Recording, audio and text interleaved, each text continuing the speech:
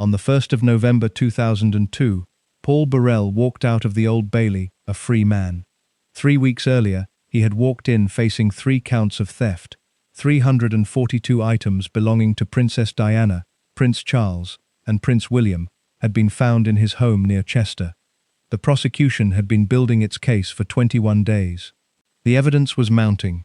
Burrell was in the dock, silent, unable to say the thing that would save him. Then the Queen intervened. She had been in a royal limousine with Prince Charles when she remembered something. A conversation. 5 years earlier, December 1997, 4 months after Diana died, Burrell had come to see her. They had spoken for 3 hours. He had stood the entire time, and at some point during those 3 hours, he had told her he was taking some of Diana's belongings for safekeeping. The Queen had remembered this conversation on the exact day the prosecution was due to hand the case to the defense. She told Charles. Charles told his lawyers.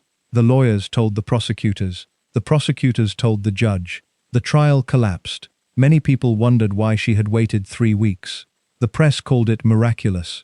One journalist called it a heavenly hand. The question that nobody asked loudly enough was simpler. What else was in those boxes? Because here is the thing about the items seized from Paul Burrell's home. The list was not just a bullwhip and a pepper grinder and some photographs. Among the items were 7 videotapes, recordings made at Kensington Palace by Diana's voice coach, Peter Settlin, in 1992 and 1993. On those tapes, Diana described her wedding as the worst day of her life. She suggested that Barry Manakee, a former protection officer and alleged lover, had been deliberately killed in a road accident. She described the details of her marriage in terms that made the Panorama interview look restrained. The content of those tapes was considered so sensitive that the prosecution agreed not to use them at trial. There was also a locked box. The locked box contained a recording connected to an allegation made by a former royal footman, a Falklands veteran named George Smith, that a senior member of Prince Charles's household had raped him. The tape Diana had made, the tape the palace had been managing for years, the tape that Burrell had, and that was now in police custody, and that was now potentially evidence in a criminal trial at the Old Bailey. The trial collapsed. This is the account of Paul Burrell, the boy from a Derbyshire coal mining village, who decided at the age of 8 that he was going to work at Buckingham Palace, who became the Queen's personal footman within a year of joining, who joined Diana's household in 1987 and became the only person she called my rock, who was at her side through the marriage's collapse, and the divorce, and the affairs, and the letters, and the Panorama interview, who was one of the last people to speak to her before she left for Paris, who helped prepare her body at the Pitié-Salpêtrière hospital, who was the only person outside the immediate family present at her burial at Althorpe, and who then spent 5 years being accused of stealing from her estate before the Queen saved him, and then spent 48 hours telling a newspaper every word the Queen had ever said to him. The Queen had warned him. He had stood for 3 hours in her private sitting room in December 1997, and she had looked at him over her half-rimmed spectacles and said, "There are powers at work in this country about which we have no knowledge. Be careful." He did not stay careful. He sold that quote to the Daily Mirror for £620,000 within 2 days of walking out of the Old Bailey. Princess Diana had called him my rock. The institution had called him a thief. The court had called him innocent. The Daily Mirror had called him a very good interview. What he actually was is what this account examines. If you are enjoying this story so far, hit the like button and subscribe. Drop a comment telling me where in the world you are watching from. Grassmoor is a village in Derbyshire that does not appear in travel guides. It sits in the northeastern corner of the county, in the specific geography of the English Midlands that the coal industry had organised into the specific landscape of the coal industry, the collieries, the terraced houses, the working-class communities whose social world was organised around the mine, and the men who worked it, and the women who managed the households of the men who worked it. Paul Burrell's father drove lorries. His mother's name was Burrell. The household was the household of the English working class of the 1960s, in the specific form that the English working class of the 1960s in a Derbyshire coal mining village produced. The formation of the person who understood from childhood that the available futures were the futures that the available world made available, which were the futures of the mine and the factory and the lorry, and the specific variety of the manual and the industrial, that the geography and the class had organized as the available options. Burrell was not going to the mine. This is the biographical detail that the accounts of his formation have preserved in the specific form of the 8-year-old standing at the railings of Buckingham Palace. His family had taken a trip to London. The specific occasion of the trip has not been preserved in the biographical record with the precision that the occasion's significance in the subsequent account would seem to warrant. But the trip produced the experience, and the experience produced the decision, and the decision was the decision that reorganized the available futures in the direction of the future that the 8-year-old had decided was the future he was going to have. He stood at the railings. He watched the changing of the guard. He told his father he was going to work there one day. His father was bemused. The bemused father of the 8-year-old who has decided he is going to work at Buckingham Palace is the father of the story's beginning, because the bemused father is the appropriate response to the 8-year-old's declaration, and the declaration is the appropriate beginning of the story of the person who made it, because the declaration was made in Grasmore, Derbyshire, in the household of the lorry driver, in the social world of the coal mining village, and Buckingham Palace was the specific destination that the social world of the coal mining village had not previously organized its children's futures around. The school was William Rhodes Secondary School in Chesterfield. The college was High Peak College in Buxton, where Burrell studied hotel management. The studying of hotel management was the studying of the person who had identified in the hospitality industry the available pathway from the formation of the Grasmore household to the formation that Buckingham Palace required of the people who worked in it. Because Buckingham Palace is not merely the institution of the monarchy, but also the specific domestic establishment of the sovereign, whose operation requires the people whose training has been in the specific skills of the large household's management. The training was hotel management. The hotel management was the bridge between Grasmore and the palace. The bridge was specific and practical, and the product of the 8-year-old's decision, having been maintained across the decade between the railings and the college application, in the form of the person who had identified the decision and who was now implementing the decision in the available form. He entered royal service at 18. The year was 1976. The specific mechanism of entry into royal service in 1976 was the mechanism of the application to the royal household's recruitment process, which was the process that the royal household maintained for the recruitment of the staff whose functions the household required. He applied. He was accepted. He became a footman at Buckingham Palace at the age of 18.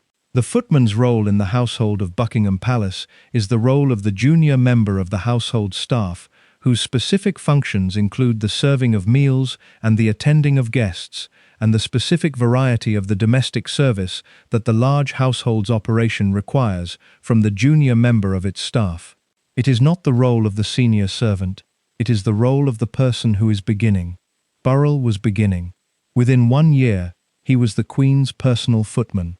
This is the biographical detail that the accounts of his palace career have consistently identified as the detail that establishes the specific quality of the person who had arrived from Grasmore and who had made the transition from the general footman to the personal footman of the sovereign in the time that the transition required. 1 year. From the junior member of the household staff to the personal attendants of the Queen of England. The personal footman is not the role of the person who is performing the institutional function of the general domestic service. It is the role of the person whose specific qualities have produced the conclusion, in the assessment of the household's management, that the personal attendance of the sovereign is the function that the person's specific qualities are suited to. The specific qualities required for the personal attendance of the sovereign are the qualities of the discretion and the attentiveness and the specific social intelligence of the person who understands what is required before the person being attended to has stated the requirement. Burrell had those qualities. The Queen's household had identified them within 1 year. The identification produced the personal footman role. The personal footman role produced the specific proximity to the sovereign that the role's function generated as the daily condition of the person performing it. He was nicknamed Small Paul. The nickname was the nickname that the household's management of the two Pauls distinguished between: Small Paul for Burrell, Tall Paul for Paul Wybrew, who was the taller footman whose physical distinction from Burrell produced the specific naming convention that the household deployed when two people of the same name required the distinction.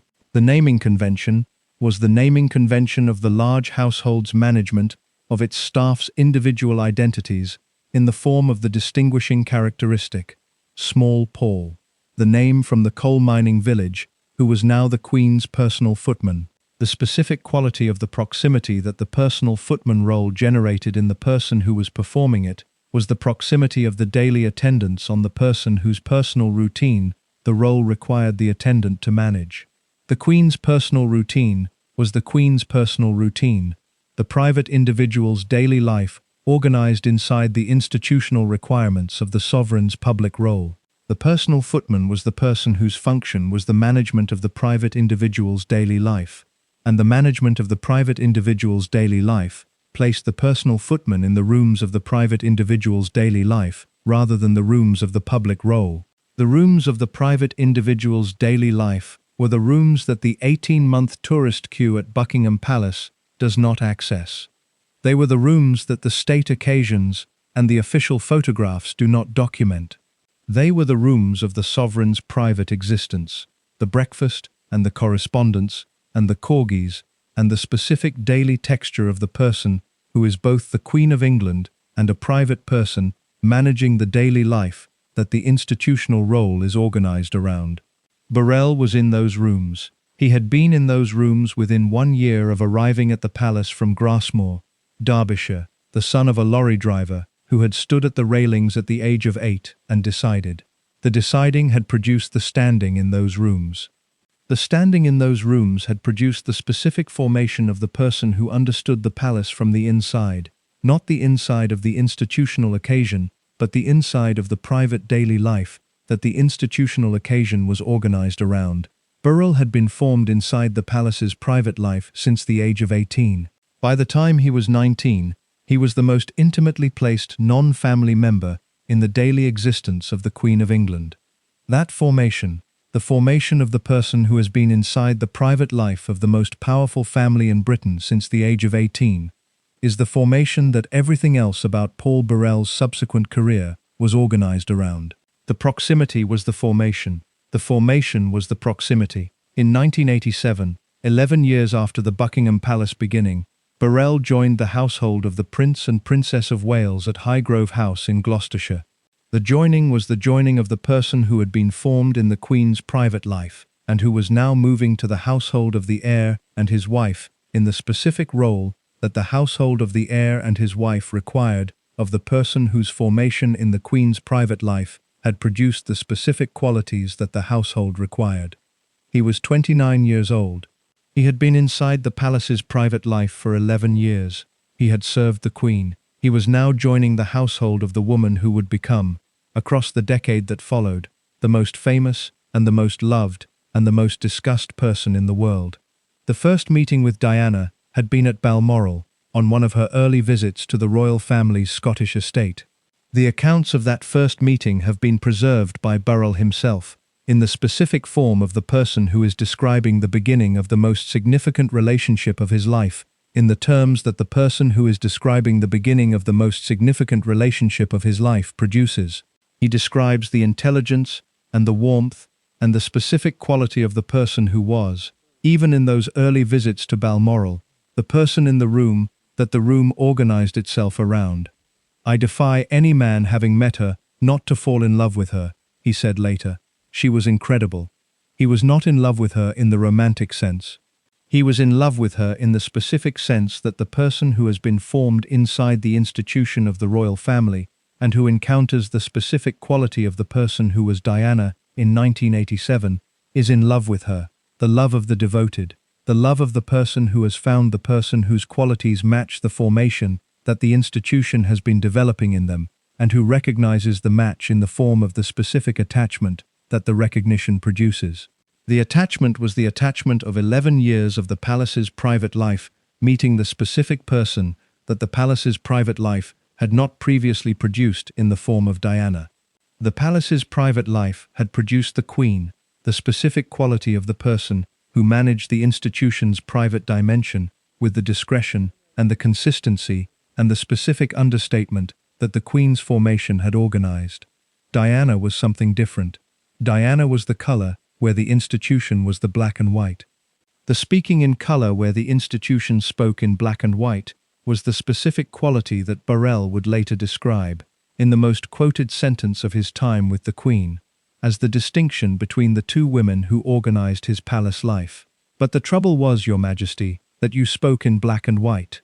The princess spoke in color. He said this to the Queen's face in December 1997, in a 3-hour private meeting, standing the entire time. He said it to the sovereign of the United Kingdom, in her private sitting room, about the sovereign's daughter-in-law. He said it, and the Queen did not dismiss him. She listened.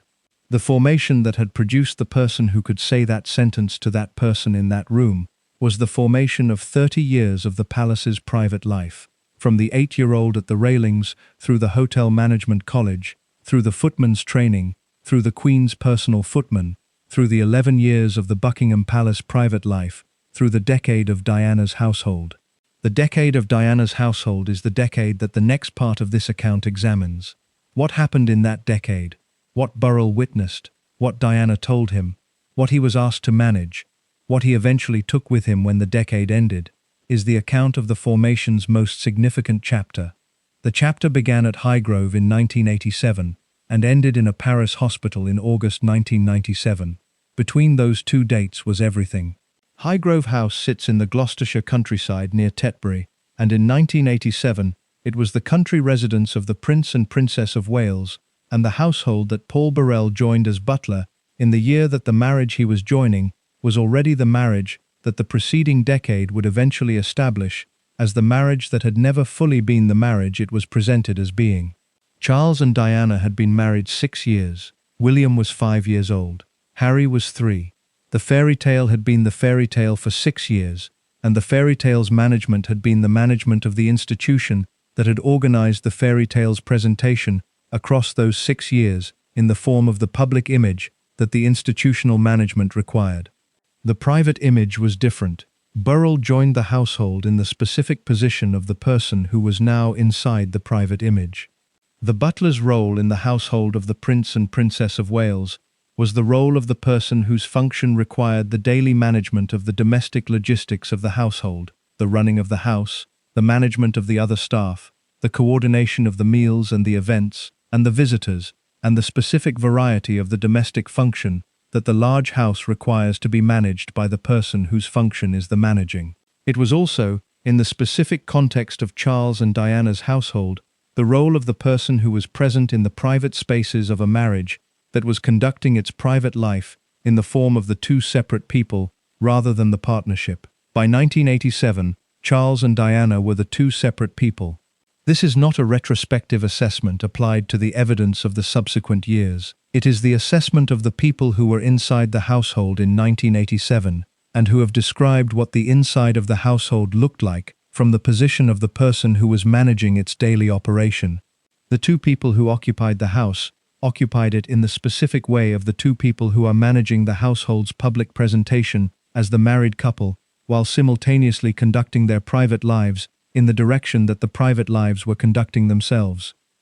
Burrell was the manager of the domestic logistics. He was therefore present in the spaces of both dimensions simultaneously. What he observed across the decade that followed has been assembled from two sources: the accounts he has given in the books, and the interviews and the public statements across the years since Diana's death, and the accounts of the people who were in the household alongside him and who have described the household from their own positions.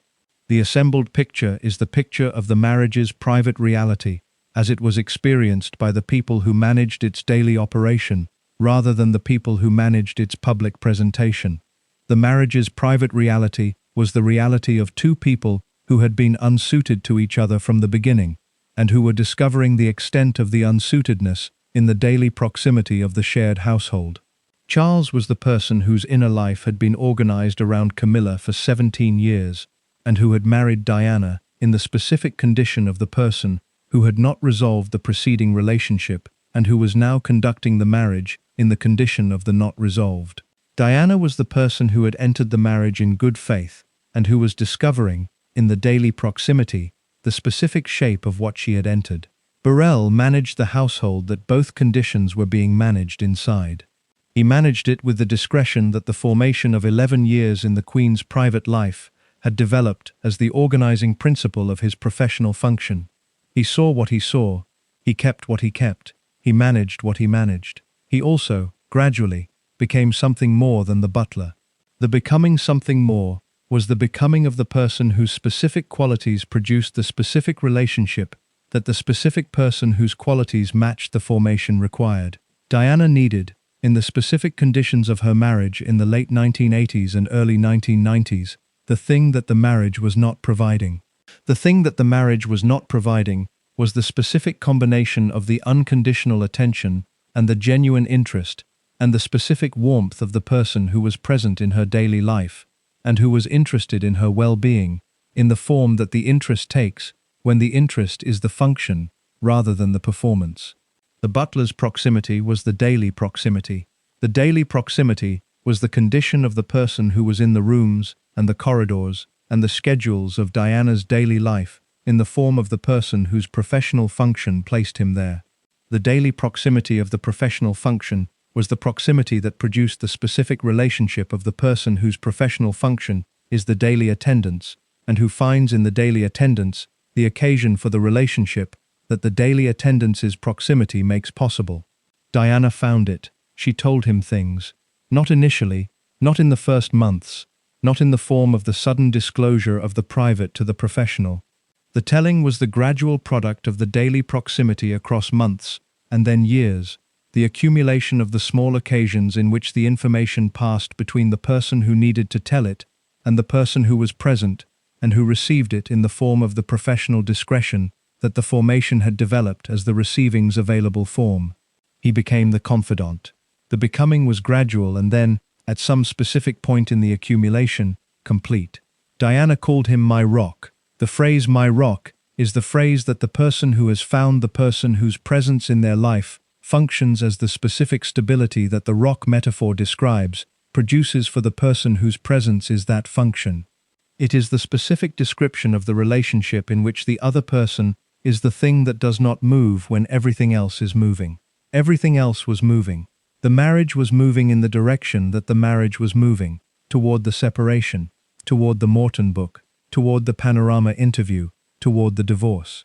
The public image was moving in the direction of the management's management of the image, as the image required more management. The institution was managing the managing. The private life was conducting itself in the direction that the private lives of two people who are not the marriage they have been presented as are conducting themselves. Burrell did not move. He was the rock. He was in the Highgrove kitchen and the Kensington Palace corridors and the travel and the charity visits and the daily management of the domestic logistics of the life of the most famous woman in the world, and he was consistent in the specific way that the person whose function is the rock function is consistent. What Diana told him, the specific content of what passed between them across the decade, is the question that the available sources have answered partially and that the full answer has not been provided, because the full answer was not provided by Burrell in the form of the complete disclosure, and because the full answer is not available from the other available sources in the form that the complete answer requires. What has been established is the following. Diana told him about the marriage's interior.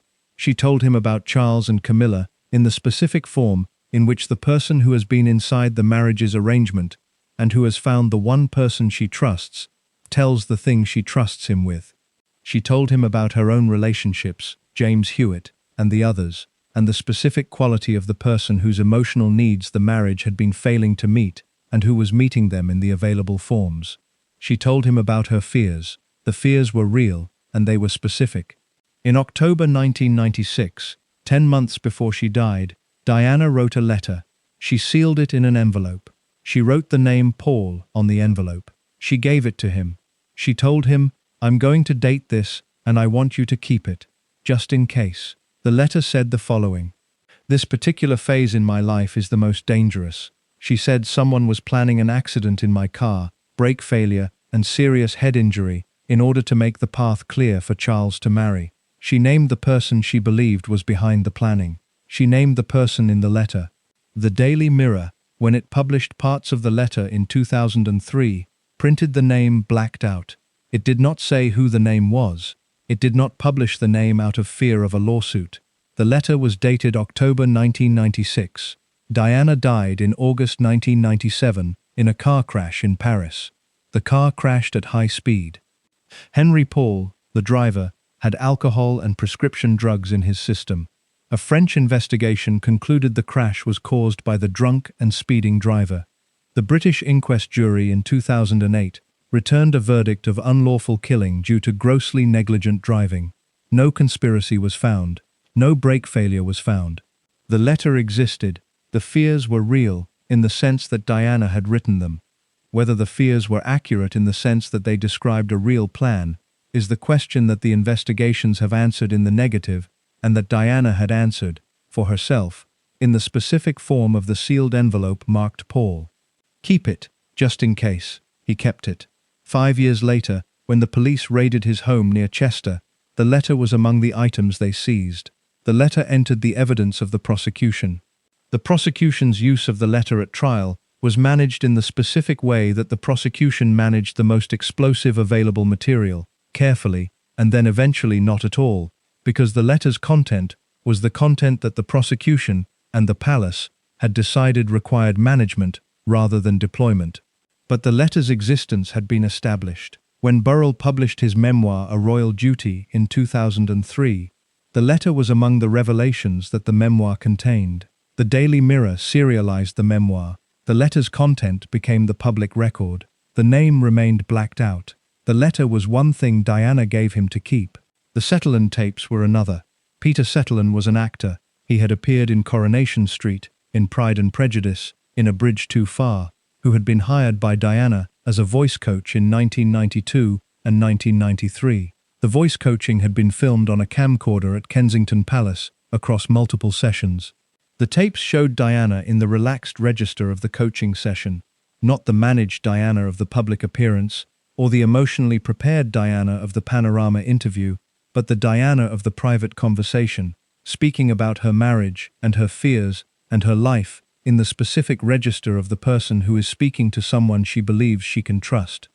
On the tapes, Diana said her wedding had been the worst day of her life. She spoke about her marriage in terms more intimate and more explicit than anything she had said publicly. She suggested that Barry Manakee, a royal protection officer who had become her close friend and possibly her lover before being removed from her protection detail in 1987, had been killed deliberately. He had died in a motorbike accident in 1987. Diana, on the tapes, implied the accident was not an accident. At some point, the tapes ended up with Burrell. When the police raided his house in 2001, 7 of the 12 Settlin tapes were among the items seized. The prosecution examined the tapes. The prosecution concluded that the content was too sensitive to use at trial. The agreement not to use the tapes was the agreement of the prosecution that had decided that the most explosive material available in the evidence was the material that could not be put before the jury in the form that the jury would receive it. The tapes sat in the evidence. The trial proceeded without them. And then the trial collapsed, and the tapes went back to Settlin, who eventually sold them to NBC in America, where a documentary aired in 2004 with footage that had never been seen in Britain. The footage was so incendiary that it has never been broadcast in the United Kingdom. This was the household that Paul Burrell had been managing since 1987. The fears and the letters and the tapes and the private life of the most famous woman in the world and the things she entrusted to him, just in case. He was her rock. She gave him the things she needed a rock to hold. The rock held them until the police took them. Paul Burrell was in Britain when Diana died. He was at home, at the house near Chester where he lived with his wife Maria and their 2 sons, when the phone rang in the early hours of the 31st of August 1997. The call came through the royal household's communication chain, the specific mechanism by which information about significant events reaches the relevant members of the household in the form that the relevant members need to receive it. The information was that Diana had been in a car accident in Paris. The information then updated. The accident was serious. Then the information updated again. She was dead. He flew to Paris. The flying was the flying of the person whose function in Diana's life had been the function of the rock, and who was now performing the last available version of the function. The presence at the place where the person the rock had been for was now present in the form of the dead, rather than the living. He went to the Pitié-Salpêtrière hospital. He went to the room where Diana was. The preparation of the body is the thing that the accounts of Burrell's presence in Paris have addressed with the specific discretion that the dignity of the act requires. He helped prepare Diana's body for the journey back to England. The specific functions that the preparation required were the functions of the person who had managed the domestic details of Diana's life for a decade and who was now managing the domestic detail of the end of it, the washing, the dressing, the arrangement of the person who was no longer the person but who had been the person, and who required the specific care of the body that the passage from the living to the dead requires. He was the person who did that, not a mortician, not a hospital employee, the butler, the man she had called her rock, the flight back to England, the body in the coffin. The specific solemnity of the occasion, that the death of the most famous woman in the world in a Paris tunnel, produced in the people who were managing the logistics of the immediate aftermath. William and Harry were at Balmoral with the Queen. Charles had flown to Paris to accompany the body home. The Spencer family was assembling. The world was in the specific state of the collective grief that the world had not been in since. The flowers, the queues, the specific quality of the public emotion that the days between August 31st and September 6th, 1997, produced in Britain and across the world. Burrell was inside the management of the aftermath. The burial at Althorpe was on the 6th of September 1997, following the funeral at Westminster Abbey. The funeral at Westminster Abbey was the state occasion.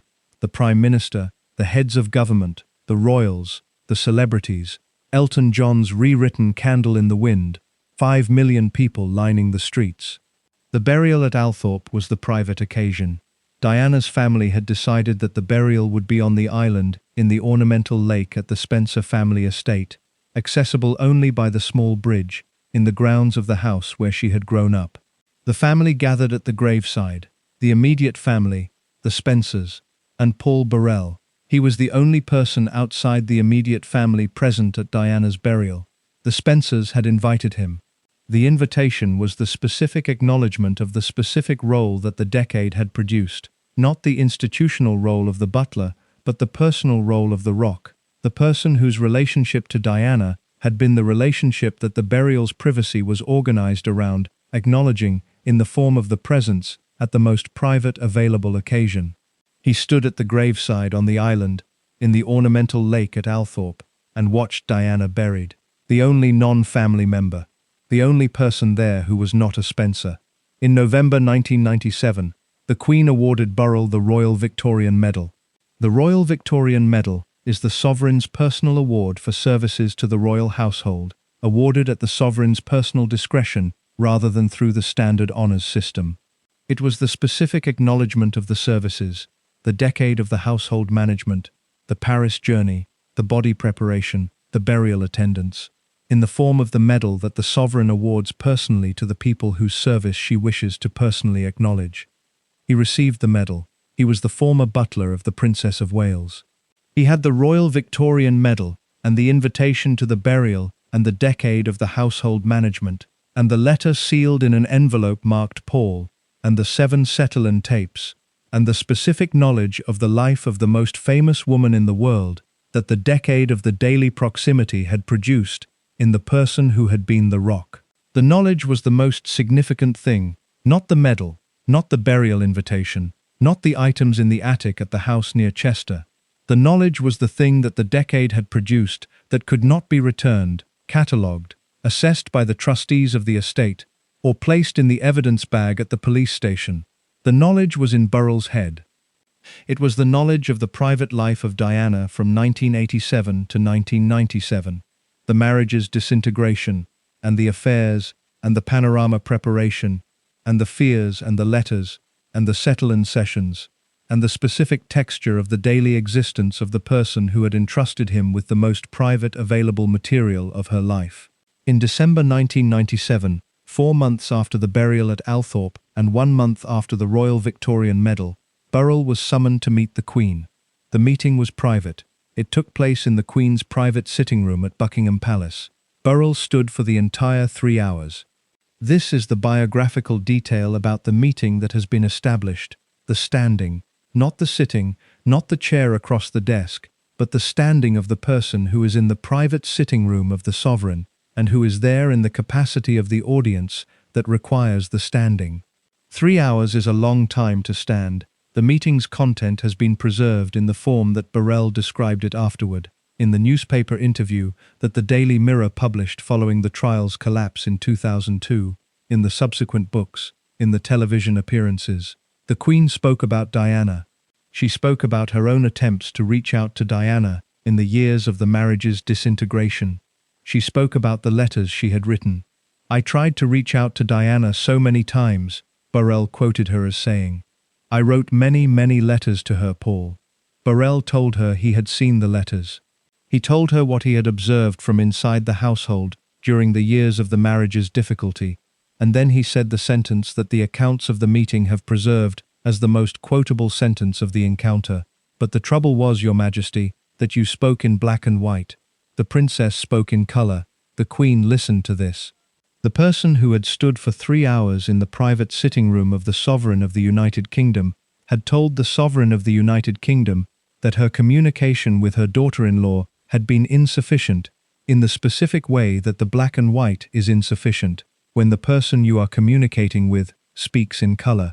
The Queen had the equanimity to receive this, without dismissing the person who said it. The Queen then said the thing that Burrell would describe as the chilling warning. She looked at him over her half-rimmed spectacles. She said, "No one, Paul, has been as close to a member of my family as you have. There are powers at work in this country about which we have no knowledge.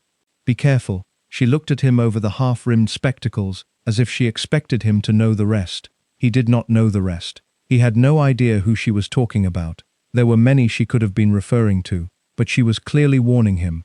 The warning had a specific context that Burrell did not initially understand. The context was the specific situation of the person who had been Diana's butler for a decade, and who had therefore accumulated, in the course of that decade, the specific material and the specific knowledge that the accumulated material and knowledge represents, when the material and the knowledge are the material and knowledge of the life of the Princess of Wales. The people who might have an interest in that material and knowledge were the people whose interest in it was organized around the specific things the material contained. There are powers at work in this country about which we have no knowledge. He did not know who she meant. He thought about it later. Many possibilities. Many people. The warning was real, and it was specific, and it was delivered in the specific way that the Queen delivers the serious thing, directly, without elaboration, over the half-rimmed spectacles, in the expectation that the person receiving the warning will understand what is required of them in the receiving. What was also communicated in the December 1997 meeting was the thing that the meeting's most consequential dimension would establish. Burrell told the Queen he had taken some of Diana's belongings for safekeeping. He told her he had items at his home. He told her he was keeping them because he feared that the Spencer family, Diana's mother and sister, wanted to erase the princess's legacy. He told the Queen that he was protecting Diana's memory in the form of the items that the protecting required. The Queen received this information. She received it in the 3-hour meeting in the private sitting room. She received it in December 1997. She did not tell the police. She did not tell the prosecutors. She did not tell anyone in the formal institutional record that the receiving of the information required to be told. She received it, and she kept it, in the specific way that the information received in the private sitting room of the Sovereign in December 1997 was kept in the private form that the private sitting room's information was kept in. She kept it for 5 years. In January 2001, 3 years and 1 month after the December 1997 meeting, police raided Burrell's home near Chester. They found the items. They arrested him on suspicion of theft. He was charged with 3 counts of theft in August 2001. The trial was set for October 2002. Throughout the period between the January 2001 arrest and the October 2002 trial, Burrell could not tell his legal team about the December 1997 meeting.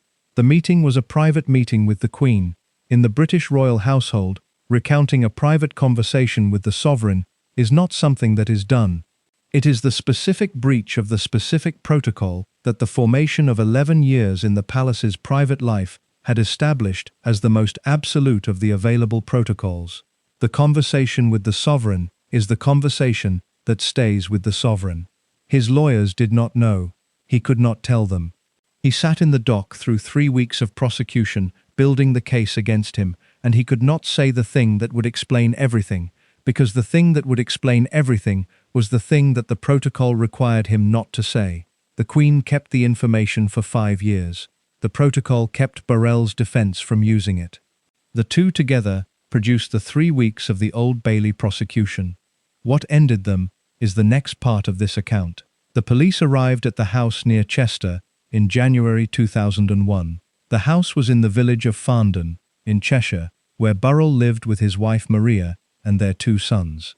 It was a substantial property, the kind of house that a decade of royal service and the specific social positioning of Diana's most trusted butler had made available as the accommodation that the position and the income combined to produce as the available accommodation.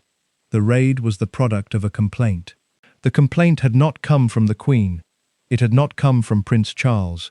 It had not come from William or Harry, who were 20 and 16 respectively, and who were managing the loss of their mother in the specific conditions that the loss of a parent at those ages, in those circumstances, produces in the people managing it.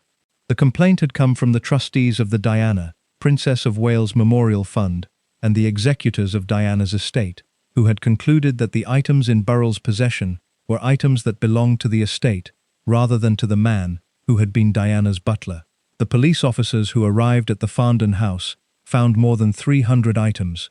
The cataloguing of the items produced the figure of 342. 342 things that had been in Kensington Palace when Diana lived there, and that were now in the house near Chester, where her former butler lived. 342. The number is the number of the things that the catalogue produced. The number is the number that the prosecution would deploy as the evidence of the scale of the taking. The specific items on the list were the items that the raid's catalogue had assembled from the Farndon house's rooms and the attic and the storage areas where the things were found. Some of them were the items of the obvious sentimental value, the photographs, the letters, the personal correspondence that the decade of the daily proximity in Diana's household had produced as the material record of the relationship. Some of them were the items of the less obvious sentimental value, the bullwhip, which had belonged to Prince Charles, and which was described by the police in the charge sheet as the Indiana Jones bullwhip, the pepper grinder, the silver salver, engraved with the inscription that identified it as a possession of the Prince of Wales, the book Royal Institute of Painters, in watercolor. The bullwhip was the item that the press received, with the specific attention that the press brings to the item in a theft charge that the item's character makes the most readily mockable. An Indiana Jones bullwhip, belonging to the Prince of Wales, found in the attic of his former wife's butler. The image was the image that the coverage of the charge produced as the readily available image of the absurd. The mockable was the mockable, the bullwhip was the bullwhip, but the bullwhip was not the most significant item. The most significant items were the items whose significance was the significance of the content rather than the object. The letter sealed in the envelope marked Paul, the Settlin tapes, and the locked box. The letter was the October 1996 letter, in which Diana had described, "This particular phase in my life is the most dangerous," and had said someone was planning an accident in my car, brake failure, and serious head injury, in order to make the path clear for Charles to marry. The letter named the person Diana believed was behind the plan. The name was in the letter. The letter was in the evidence. The Settlin tapes were 7 of the 12 video cassettes that Peter Settlin had recorded at Kensington Palace in 1992 and 1993. 7 of the 12 were at Burrell's house. 5 remained with Settlin. The 7 that were at Burrell's house were the 7 that the police seized and catalogued and added to the evidence. The prosecution examined the tapes. The prosecution concluded that the content of the tapes was too sensitive to introduce as evidence at trial. The agreement was made. The tapes were not put before the jury. The locked box was the most specific and the most alarming item in the catalogue, because the locked box's contents were the contents that the prosecution and the palace had identified as the contents requiring the most careful management of the evidence's handling. Among the items in the locked box was a recording connected to the allegation that George Smith had made. George Smith was a former royal footman. He had been a Welsh guard. He had served in the Falklands War. He had been a footman in the royal household. At some point in the early 1990s, he had told Diana's household what had happened to him. The allegation that a senior member of Prince Charles's household had raped him in England and had sexually assaulted him during a royal visit to Egypt. Diana had taken the allegation seriously. Diana had recorded a video of George Smith telling his account of what had happened. The video was the tape. The tape had been in Diana's possession. The tape had come to Burrell's possession in the specific way that the items in Diana's household came to the possession of the person who was managing the household's contents in the aftermath of her death. The tape was in the locked box. The locked box was in Burrell's attic. The police found the locked box. The police found the tape. The tape's existence was the existence of the recording of the allegation of rape against a named senior member of the royal household. The named senior member had denied the allegation. The police had investigated the allegation in the late 1990s and had found insufficient evidence to proceed. The allegation had remained the allegation, investigated, denied, not prosecuted. The tape of the allegation was now evidence in the theft trial of the dead princess's butler. The prosecution's management of this specific piece of evidence was the management of the institution that had identified in the tape the material requiring the management rather than the deployment. The deployment of the tape as evidence in an Old Bailey trial about the theft of 342 items was the deployment that would have put the tape before the jury, and therefore before the legal process that the jury represents, and therefore into the public record, in the form that the public record receives evidence in the Old Bailey proceedings. The prosecution decided not to use the tape. The tape was in the evidence. The prosecution would not put it before the jury. This was the specific decision that the prosecution made about the specific item in the specific evidence of the specific trial. It was the decision of the people who had examined the evidence and had concluded that the examination's most explosive element was the element that the management required to be managed out of the trial rather than into it. Burrell was charged with 3 separate counts of theft. Not one charge, 3. The first count alleged theft of items belonging to Diana. The second count alleged theft of items belonging to Prince Charles.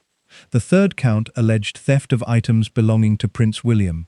The 3 separate counts were the 3 separate legal mechanisms through which the prosecution had organized the charge, and the 3 separate counts established the specific character of the prosecution's case, which was the case that the items had been taken from 3 separate owners, and that the taking constituted the theft of each owner's specific possessions.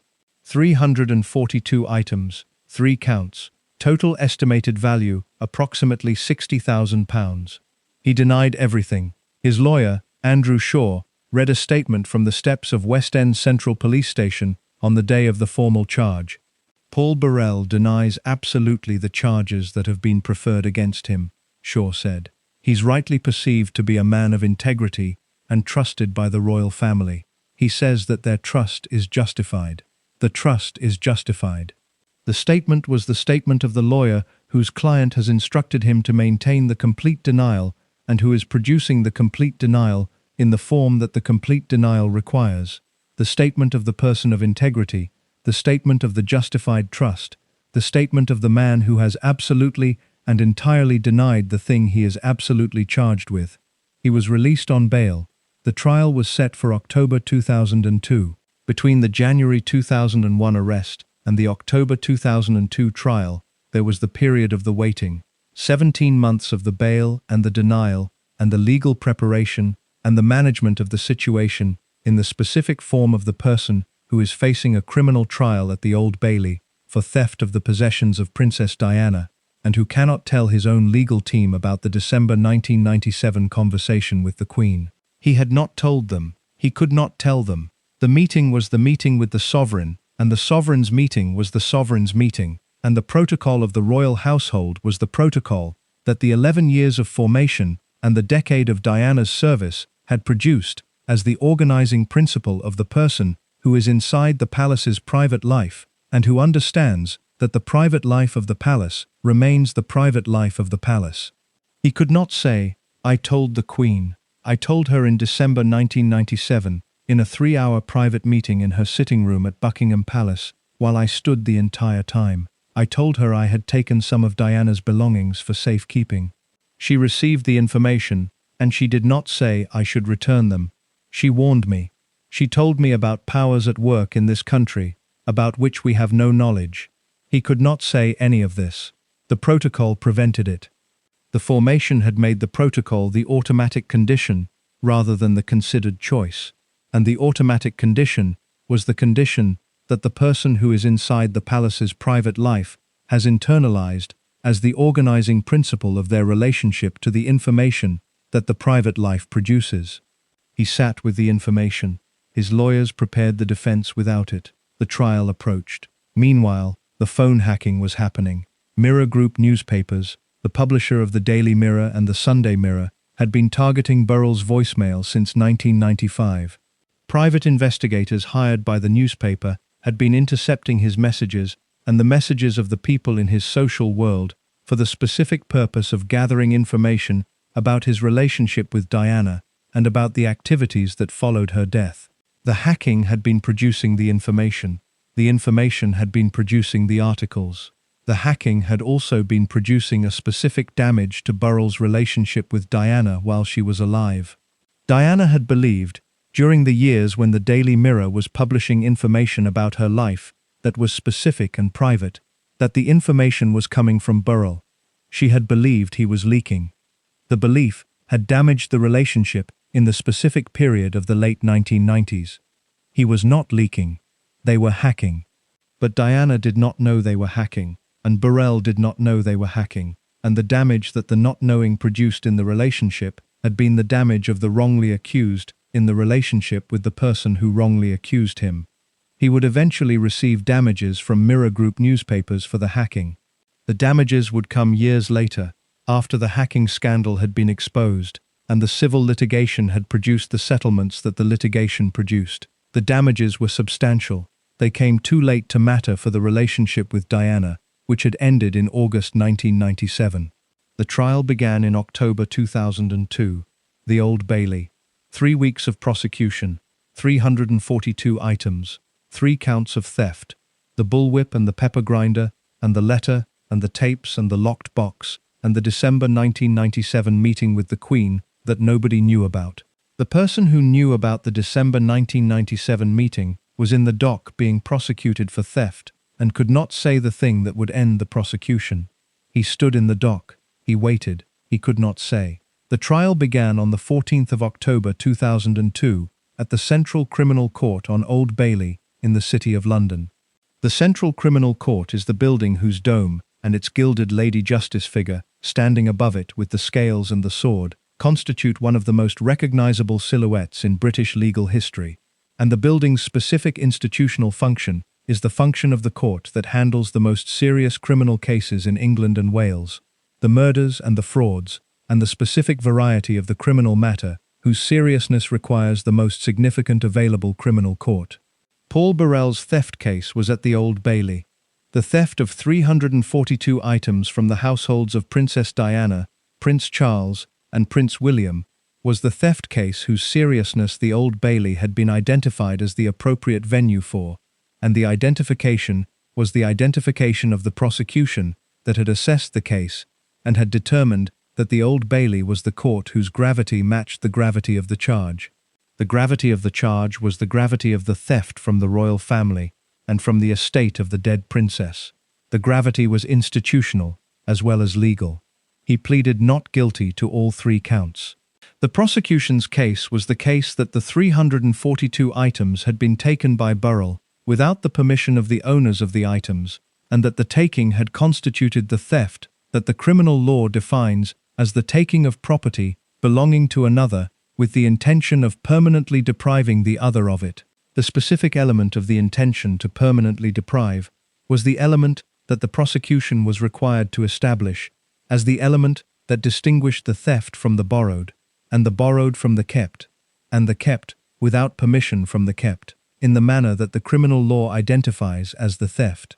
The prosecution's theory of why Burrell had taken the items and what he intended to do with them was the theory that the prosecution had assembled from the available evidence, and the theory was the theory of the person who had taken the items with the intention of eventually selling them.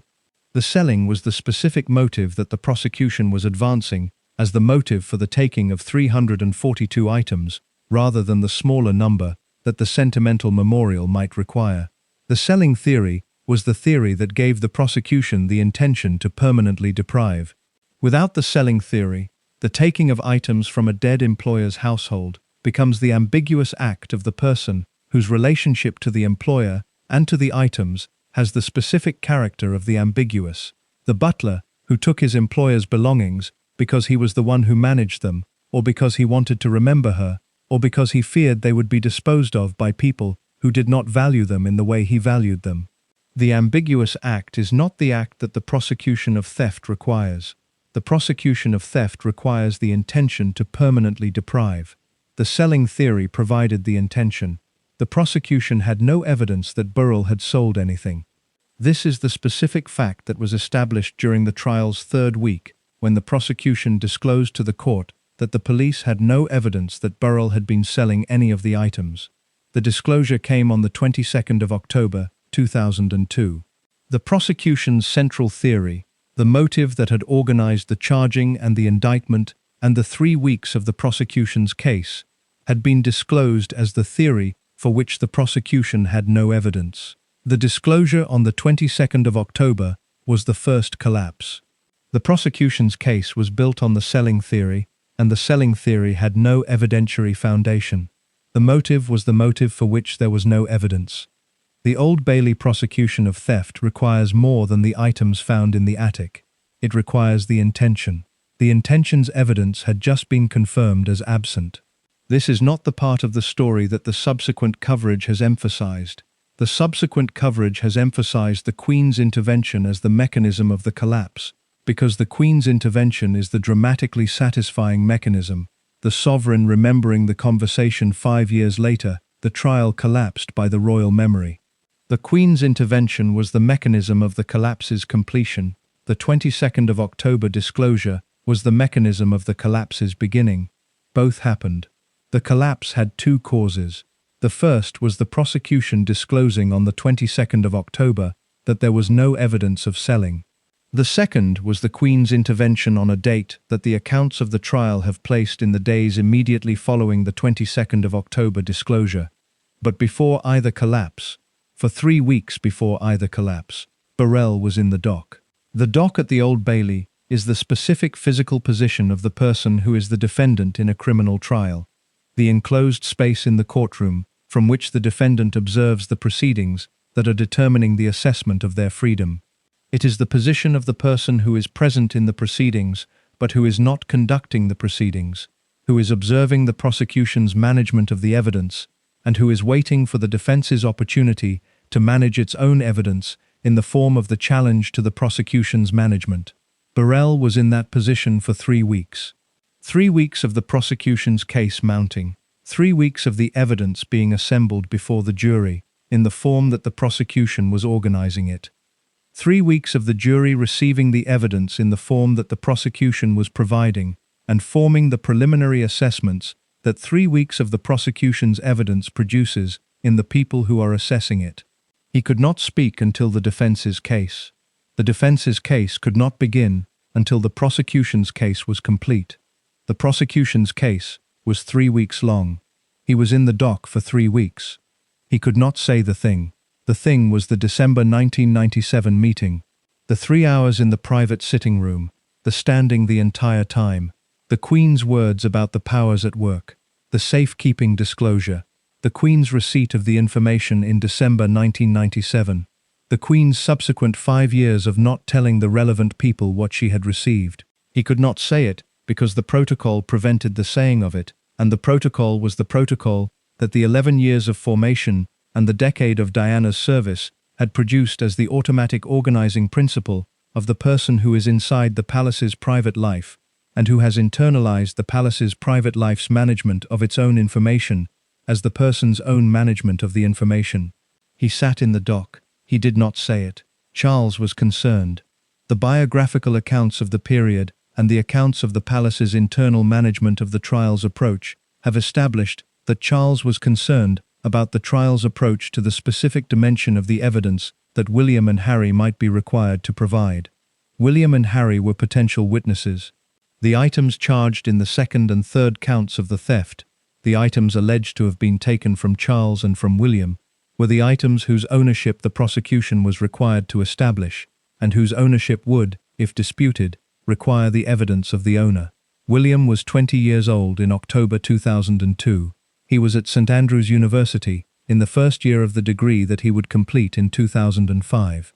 He was managing the specific condition of the young man whose mother had died 5 years earlier in the circumstances that the world had watched, and who was now in the first year of the ordinary university life, that the extraordinary circumstances of his formation had been organized to allow him to experience as ordinarily as the circumstances permitted. Harry was 18. He had just begun his A-level studies at Eton. He was the younger brother whose formation was the formation of the person who was 3 years behind his brother and who was managing the same loss in the specific conditions of being 3 years younger when the loss occurred. Charles was concerned that they would be required to testify. The requiring of William and Harry to testify at the theft trial of their dead mother's butler was the requiring of the two young men whose mother's death had been 5 years earlier and who were managing the aftermath of the death in the specific conditions of their respective formations to appear in the Old Bailey and give evidence about the items belonging to them that had been found in the attic of the man who had been at their mother's burial and who had been the only non-family member present. The concern was the concern of the father, who had identified the specific cost that the testimony would impose on the sons. The cost was the cost of the young men who had been managing the private grief of the loss in the specific conditions of the public management that their positions required, and who were now potentially required to make the private grief available to the public record of the Old Bailey proceedings. The concern did not produce the intervention. The concern was the concern. The intervention came from elsewhere. It came from the royal limousine. The specific mechanism of the Queen's intervention has been established by CNN at the time of the trial's collapse as the mechanism of the royal limousine.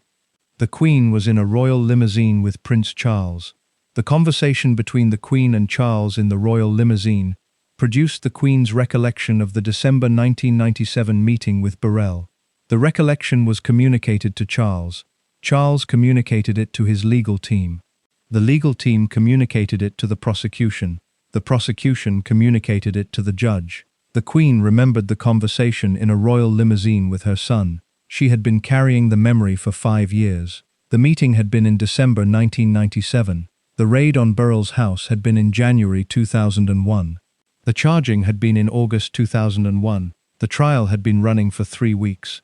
And in the royal limousine, on the way to or from some occasion that the accounts of the period have not specified, the Queen told her son that she remembered Burrell telling her he had taken some items for safekeeping. The memory arrived in the limousine. The memory was 5 years old. The memory had been present throughout the arrest and the charging and the 3 weeks of the trial. It had been present. It had not been communicated to the prosecution.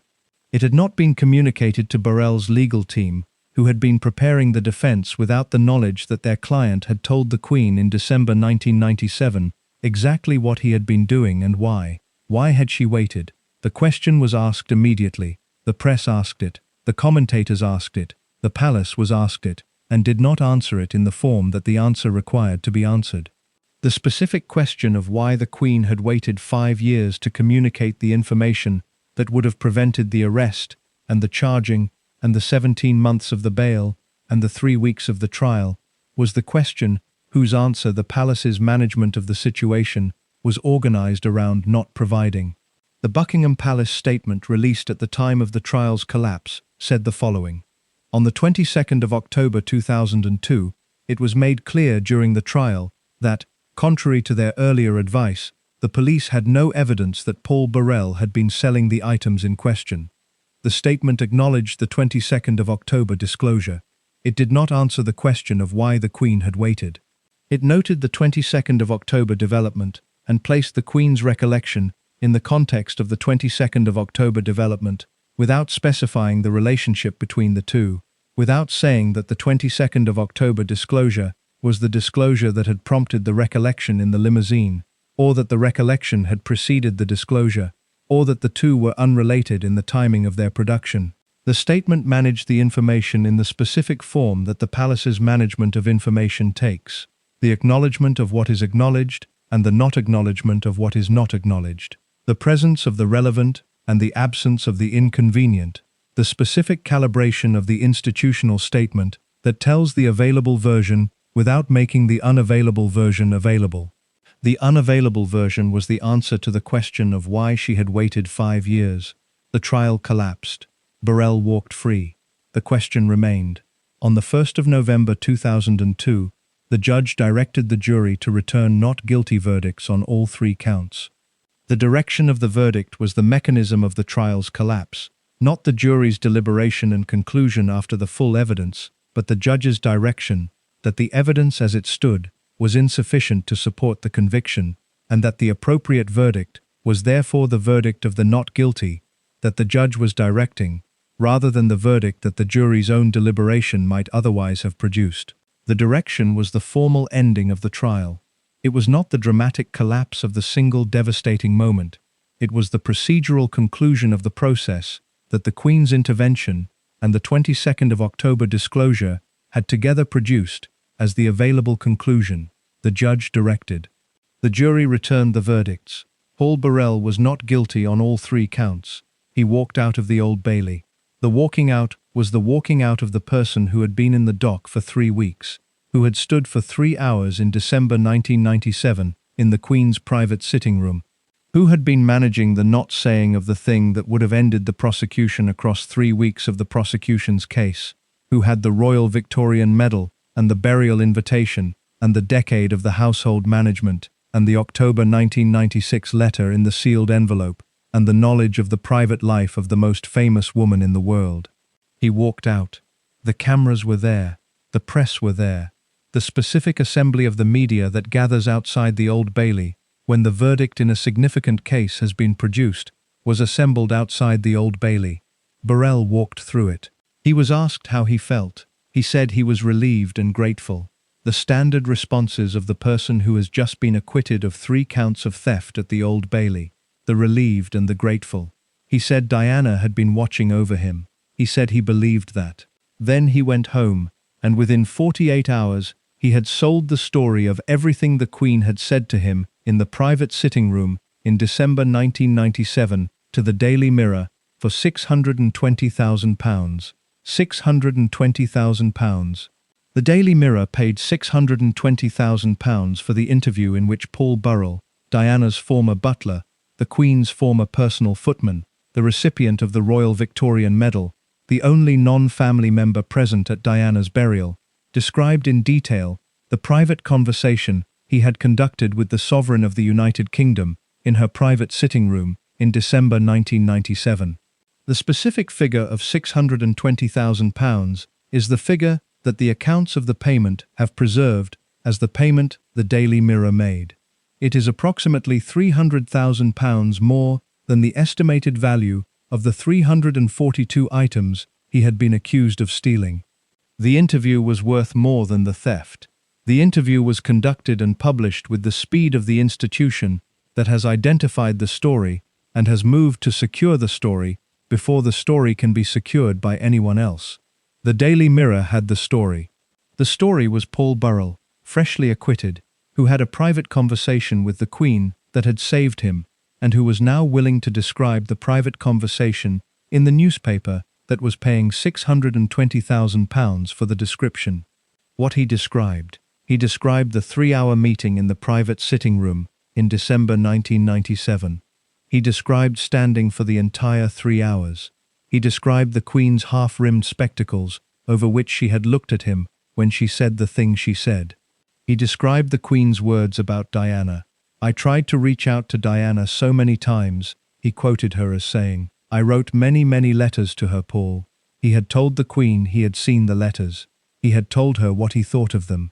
He had told the Sovereign of the United Kingdom, to her face, in her private sitting room, that the trouble was that she spoke in black and white, and the Princess spoke in colour. He published all of this. He published the Queen's words. He published the description of the Queen's demeanour.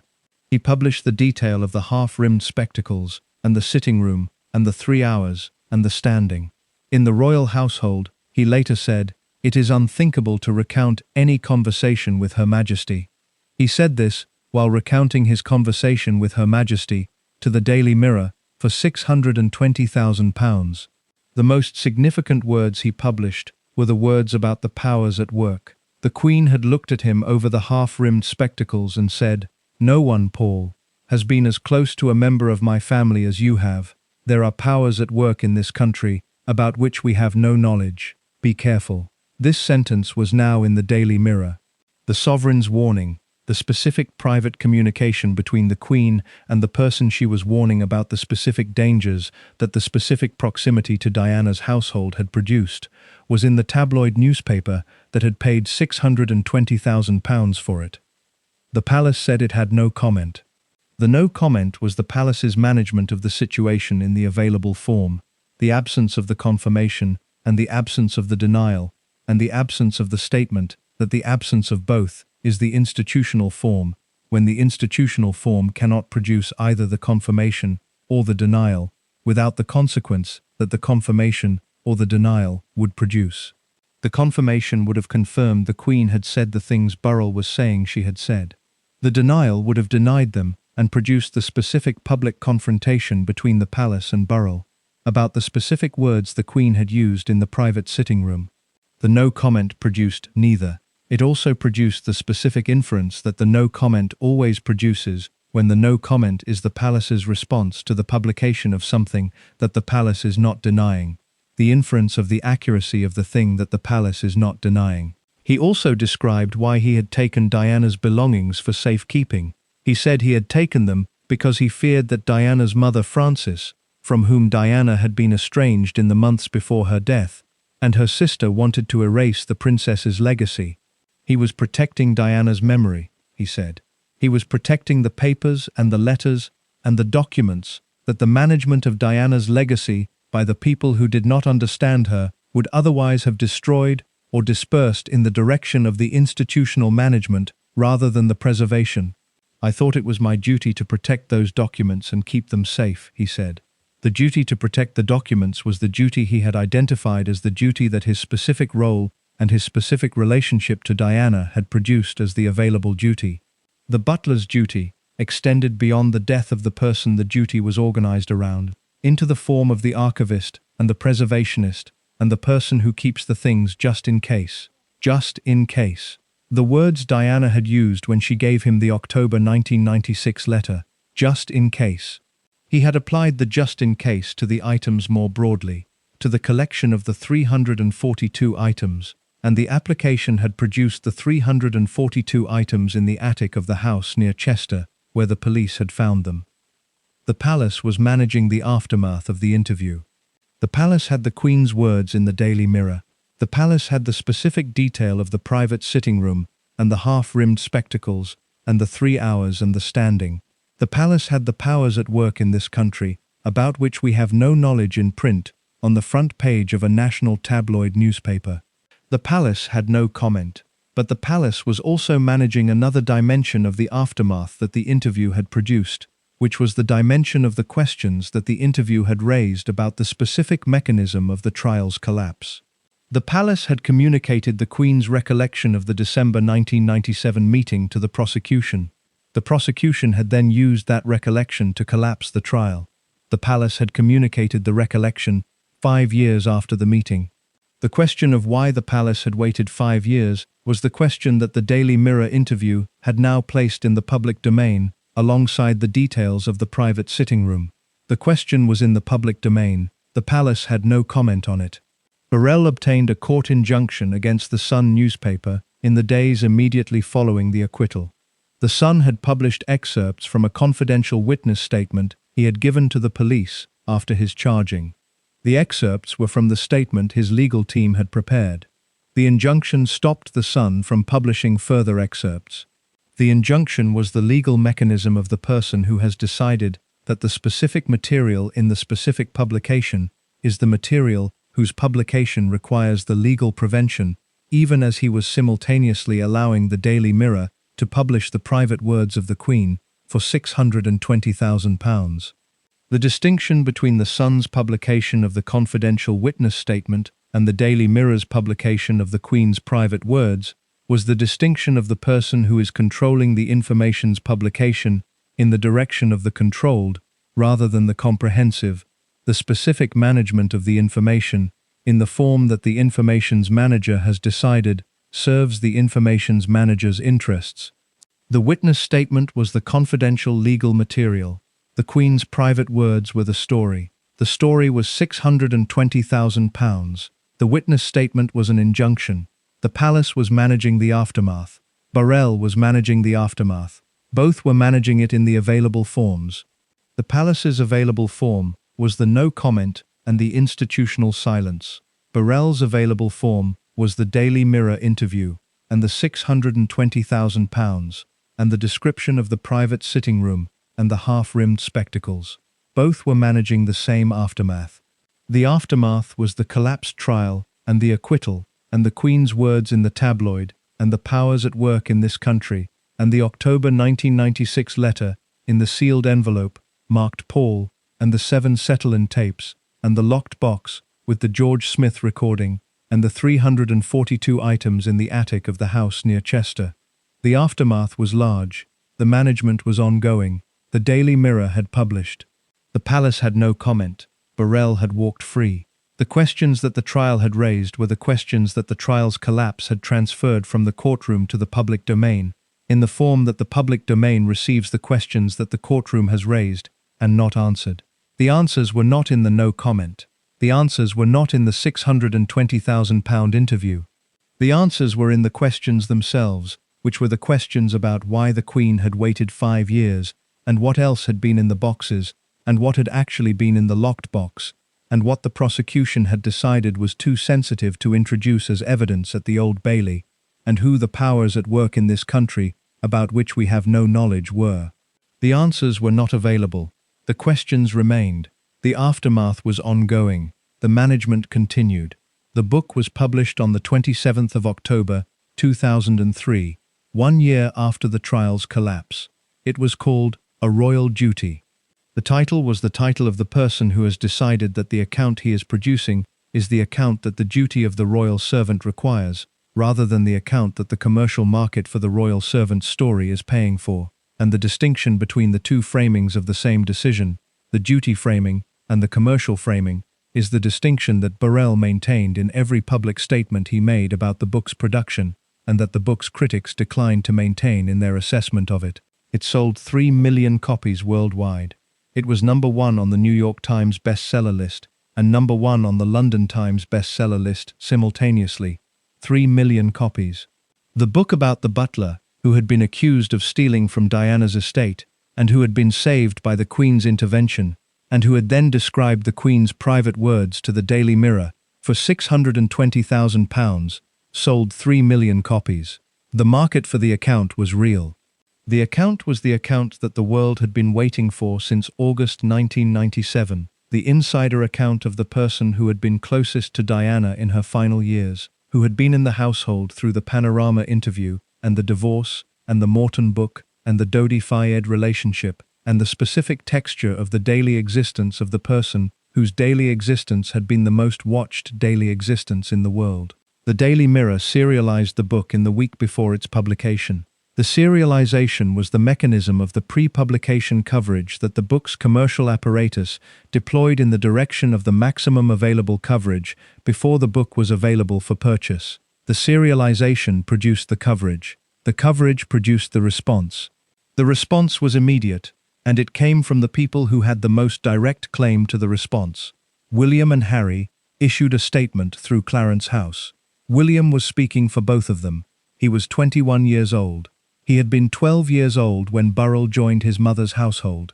He had been 15 when Diana died.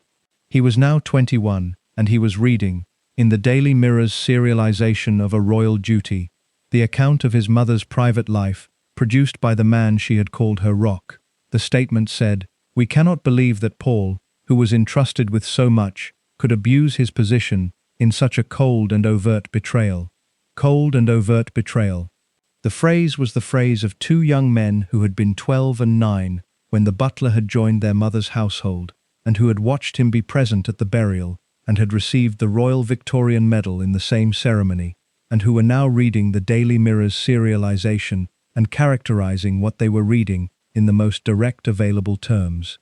The statement continued, "It is not only deeply painful for the two of us, but also for everyone else affected, and it would mortify our mother if she were alive today. And, if we might say so, we feel we are more able to speak for our mother than Paul. We feel we are more able to speak for our mother than Paul."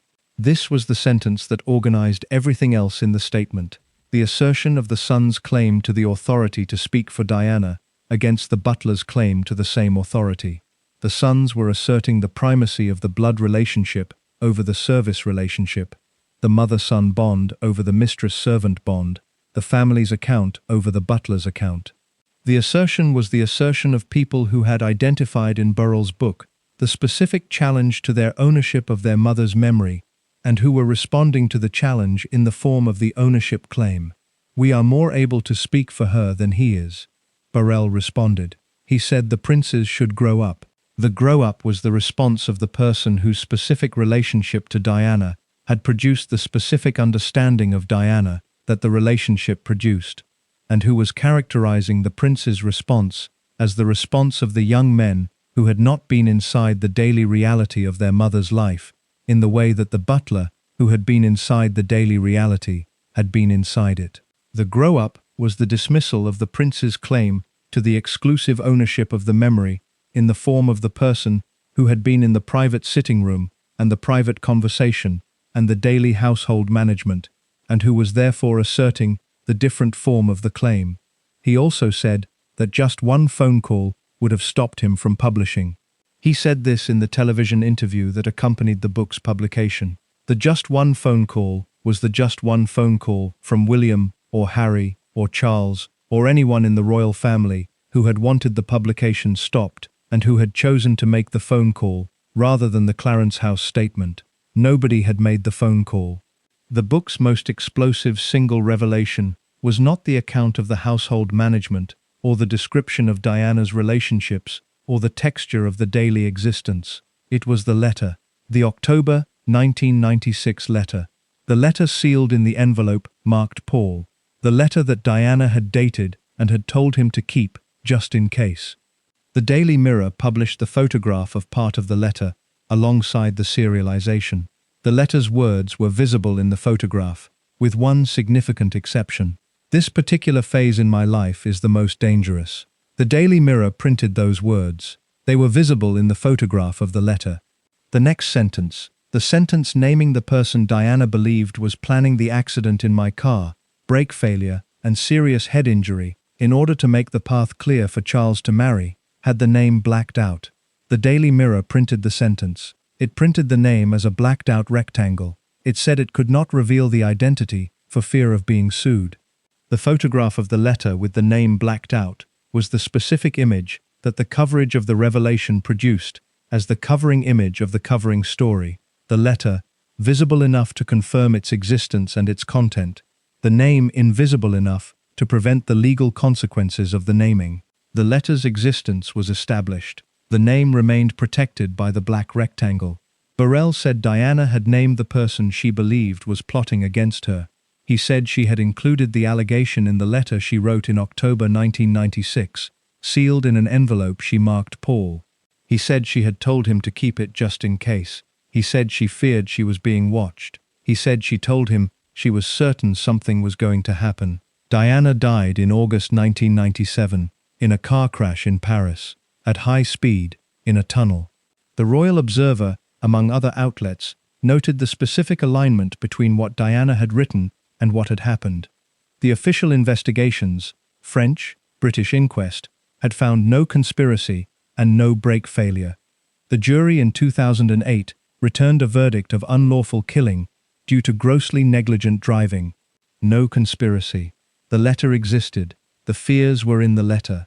The alignment between the fears and the events was the alignment that the letter had been written to record, just in case. The Philip letters were the other revelation, though the revelation was managed in the specific form of the partial rather than the complete.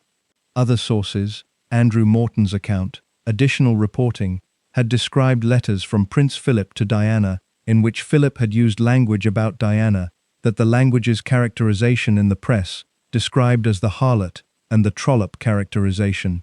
Philip had reportedly written to Diana, calling her a harlot. He had reportedly called her a trollop. He had reportedly warned her that she was damaging the royal family. Burrell was asked about the Philip letters in the interviews surrounding the book's publication. He confirmed their existence. He said he knew the hurt those letters caused Diana. He said, "I know the hurt these letters caused Diana." He did not reproduce the letters' content. He confirmed the existence of letters from Prince Philip to Diana. He confirmed that the letters had caused hurt.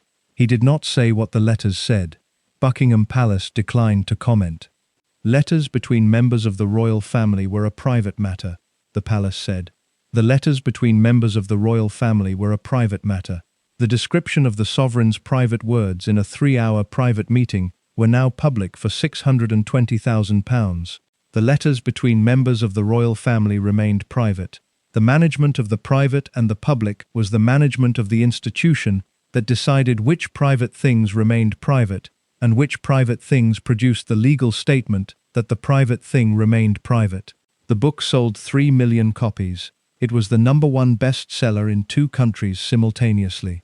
The cold and overt betrayal statement from William and Harry became the most quoted response to the book.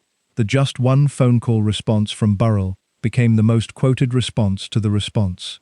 The name remained blacked out in the photograph of the October 1996 letter. If you are enjoying this story so far, do not forget to hit the like button and subscribe. It genuinely keeps this channel going, and I read every single comment. Drop one below telling me where in the world you are watching from. The institution managed what it could manage. The book was published, and the 3 million copies were sold, and the name in the letter remained blacked out, and the Philip letters remained the private matter of the royal family, and Burrell told the princes to grow up, and the princes said their mother would be mortified. Their mother had called him her rock. The Rock had published the book that she would have been mortified by, according to the sons whose mother had called the Rock her rock. Whether the mortified assessment is the accurate assessment of what Diana would have felt about the book is the question that the people who knew Diana have answered in different ways, and that the answer to cannot be resolved by the account of the person who knew her and who published the book, or by the account of the sons who loved her and who issued the statement. Both claims on Diana's memory were real. Both were in competition. Both were the claims of the people whose relationship to Diana had produced the claim in the form that the relationship produced it. The son's claim and the butler's claim, the blood and the service, the private grief and the published account. The published account was a royal duty. The private grief was the cold and overt betrayal statement from Clarence House. Both were the aftermath of the same loss. Both were the management of the same memory. Both were real in the specific way that the competing claims on the memory of the loved person are real when the person is no longer available to adjudicate between the competing claims. Diana was not available. The adjudication was not available. The competition continued. The trial collapsed. Paul Burrell walked free. The Queen's words appeared in the Daily Mirror. The book sold 3 million copies. William and Harry issued the cold and overt betrayal statement. Burrell told them to grow up. The name in the October 1996 letter remained blacked out, and then the questions settled in. Not the questions of the immediate aftermath. The questions that the press asked in the days following the acquittal, and that the palace answered with no comment. The deeper questions. The questions that the specific structure of what had happened produced when the specific structure was examined with the attention that the specific structure deserved. The first question was the most obvious one. Why did the Queen wait 5 years? The Buckingham Palace statement released at the time of the trial's collapse had addressed this question by not addressing it. The statement had noted that on October 22, it had become clear that the police had no evidence of selling. The statement had not said that the October 22 disclosure was the thing that had prompted the Queen's recollection. The statement had not said when the recollection had occurred in relation to the October 22 disclosure. The statement had not said why the recollection had not been produced at any point in the 17 months between the January 2001 raid and the October 2002 trial. The Queen had been at Burrell's house. Not physically, she had been in a royal limousine with Prince Charles, in which the conversation that produced the recollection had taken place. But the information had been present in her possession since December 1997. The raid had been in January 2001. The charging had been in August 2001. The trial had run for 3 weeks in October 2002. At some point in the royal limousine, in the 3rd week of the trial, the Queen had remembered. The press asked the question. The palace maintained the no comment. The commentators offered the available theories. Theory 1 was the charitable theory. The Queen had genuinely forgotten. She was in her mid-70s. She had met thousands of people and had thousands of conversations in the 5 years between the December 1997 meeting and the October 2002 trial. The specific conversation about the safekeeping of Diana's belongings had not been the conversation that the pressing demands of the sovereign's schedule had organized the sovereign's memory around retaining in the accessible form. She had genuinely, honestly, completely forgotten until she was in the royal limousine with Charles, and something had triggered the recollection. This is the charitable theory. It is possible. It is also the theory that requires the acceptance of the specific proposition that the most significant criminal trial involving a former member of the royal household in the history of the royal household had not produced in the Queen's advisers the question of whether the Queen had any relevant information. The advisers had presumably organized the palace's management of the trial. The management of the trial had not produced the question. Theory 2 was the less charitable theory.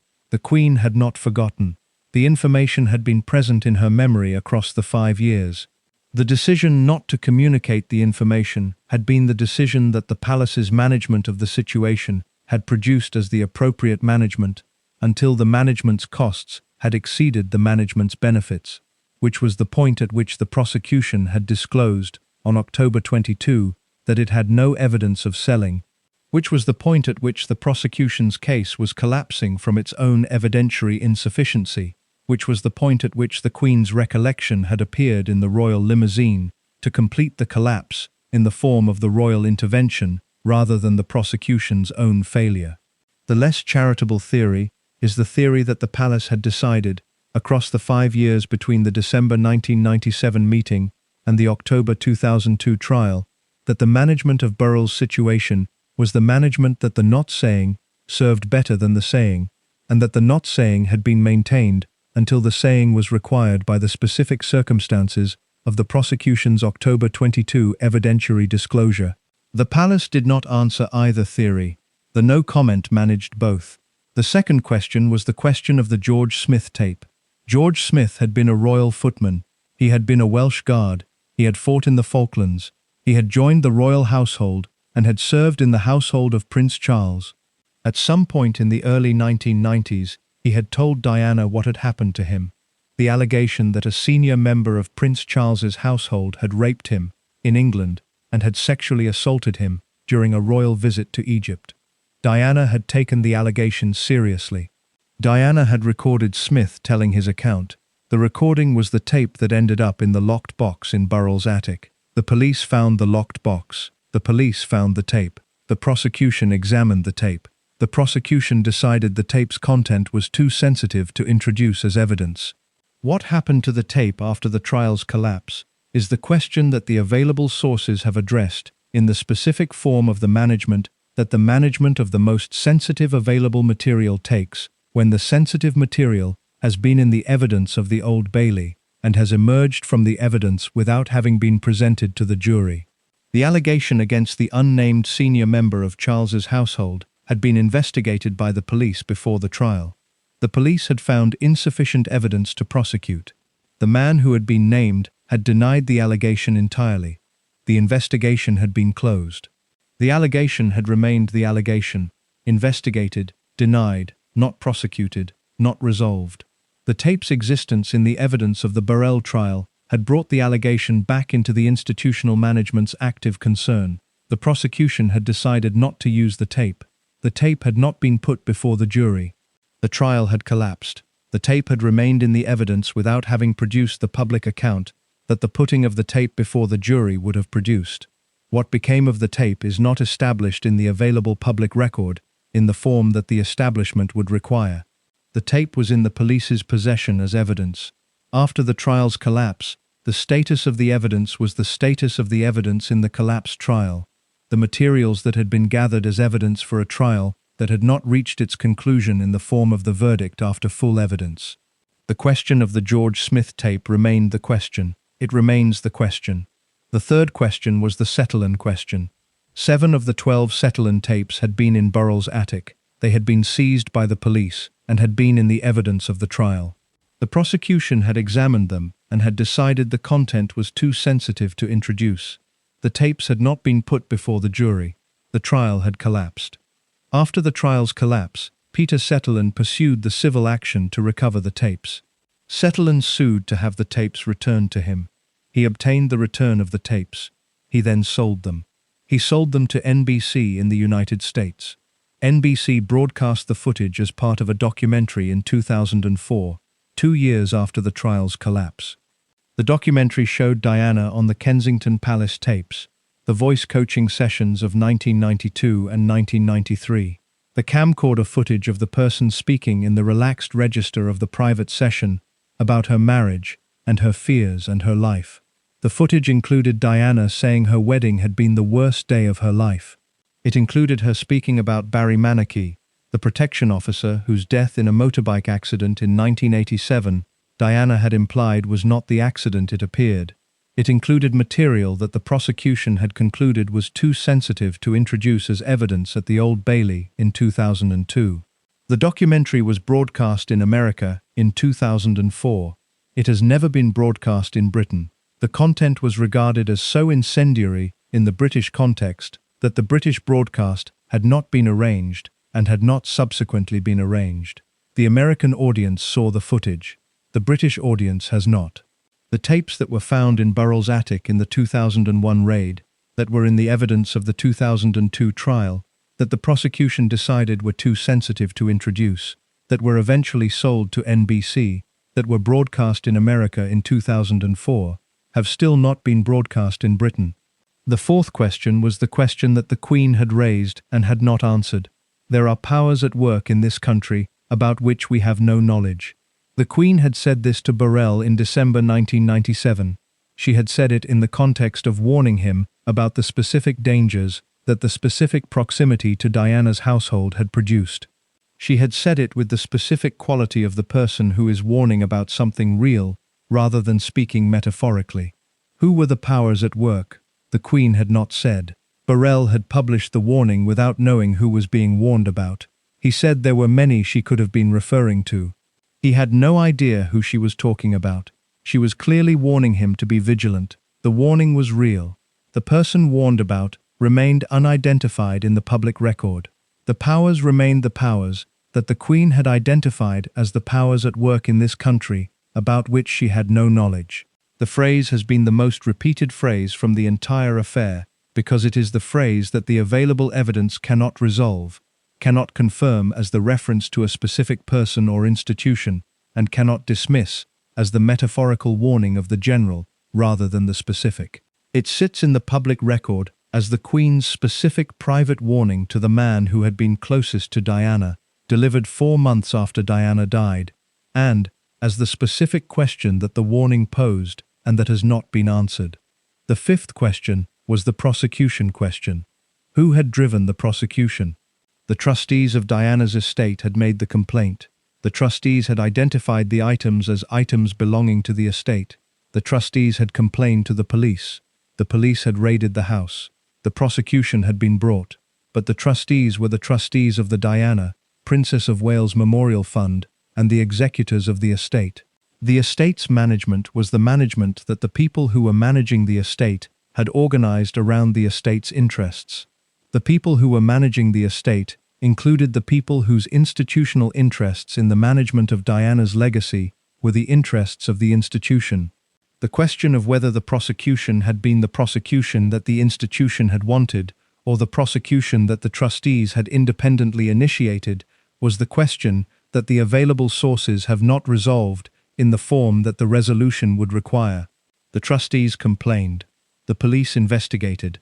The prosecution was brought. The prosecution was brought by the Crown Prosecution Service. The Crown Prosecution Service is independent of the palace. The charging decision was the CPS's. The evidence was the police's evidence. The complaint was the trustees. The institution was the institution. The questions sat in the public domain after the trial's collapse. They were not resolved. They have not been resolved. The palace's no comment produced the non-resolution. The book's publication produced the competing account. The Clarence House statement produced the cold and overt betrayal. The Daily Mirror interview produced the £620,000. The Settle tapes produced the NBC documentary that has never been broadcast in Britain. The Locked Box produced the question about the George Smith tape that remains the question. The trial had collapsed. The questions had not. Between 1995 and 2008, Mirror Group newspapers intercepted Paul Burrell's voicemail. They intercepted it regularly, consistently, and deliberately. They hired private investigators to do it. The private investigators did it at least 3 times between 2001 and 2002, the specific period of the arrest and the charging and the preparation for the trial, whose collapse would eventually produce the Daily Mirror interview, for which Mirror Group newspapers paid £620,000. The same newspaper group that was intercepting his voicemail in 2001 and 2002.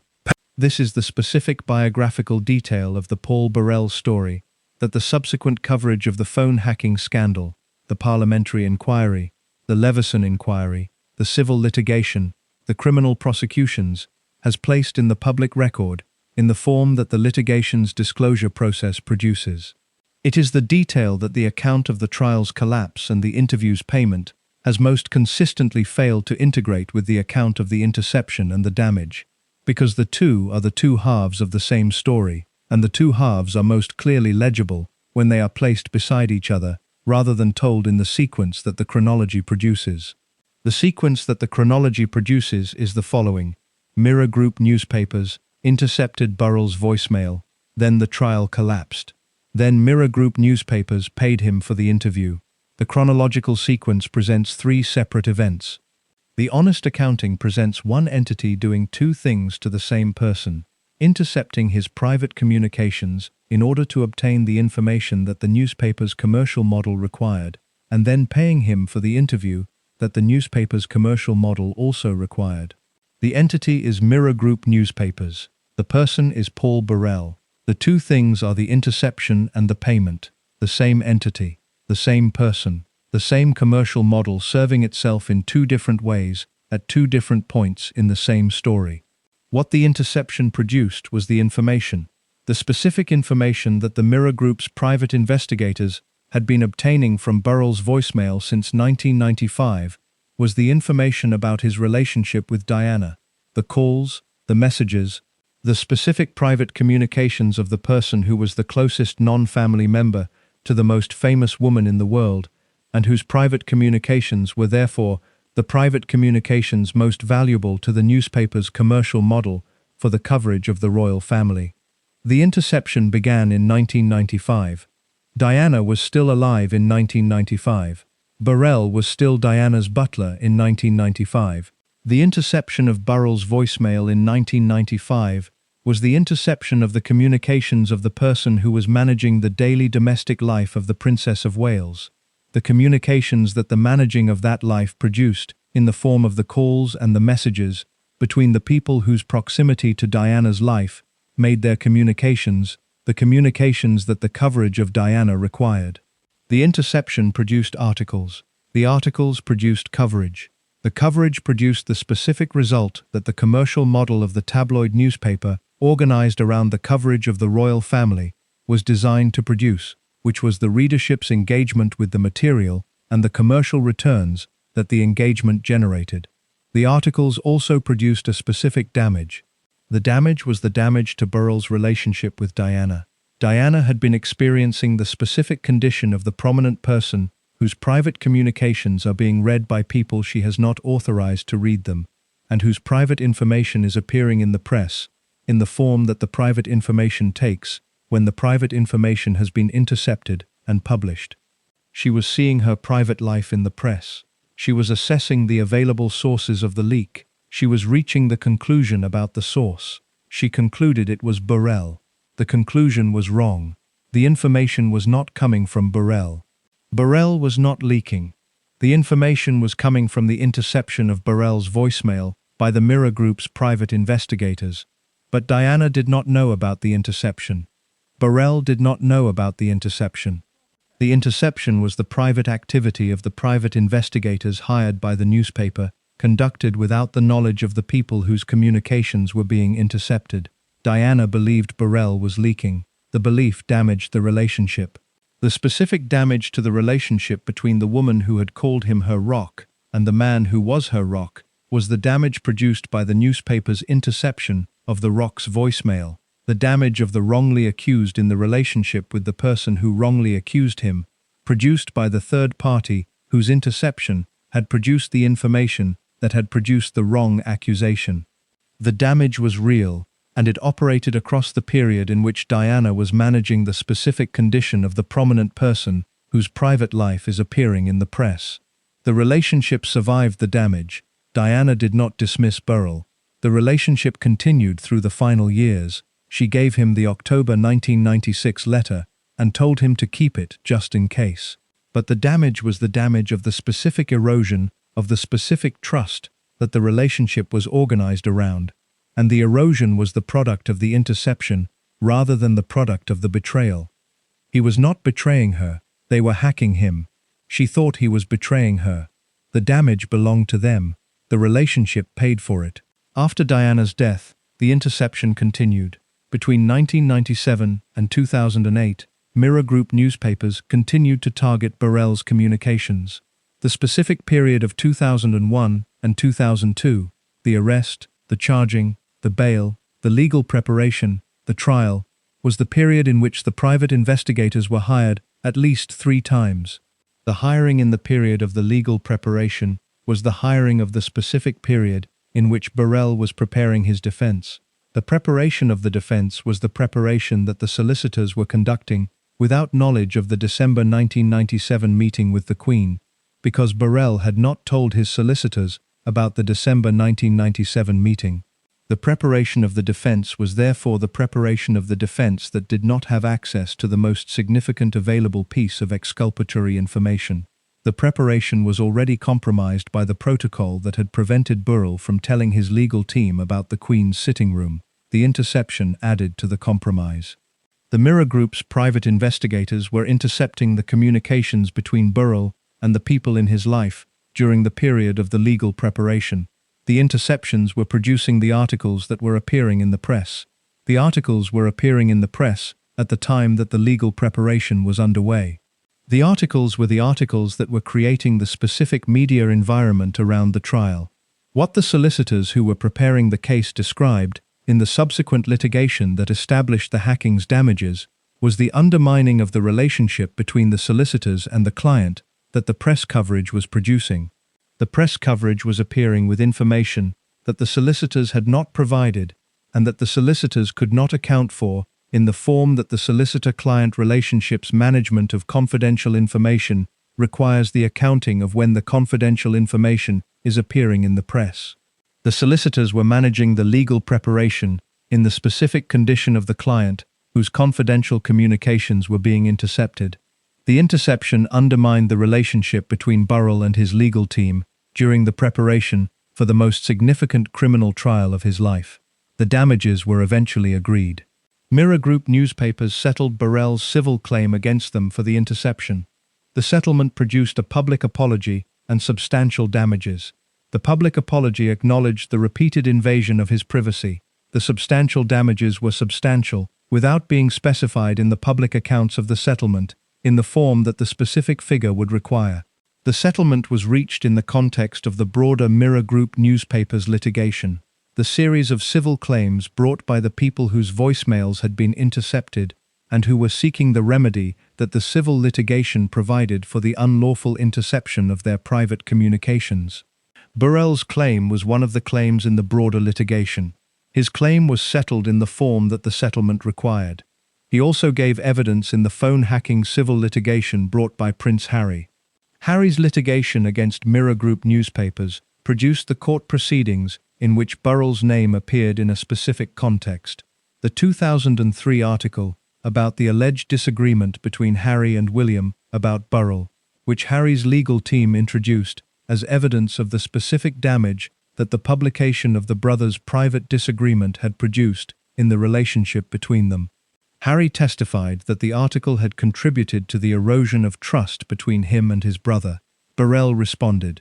He described Harry's testimony as defamatory.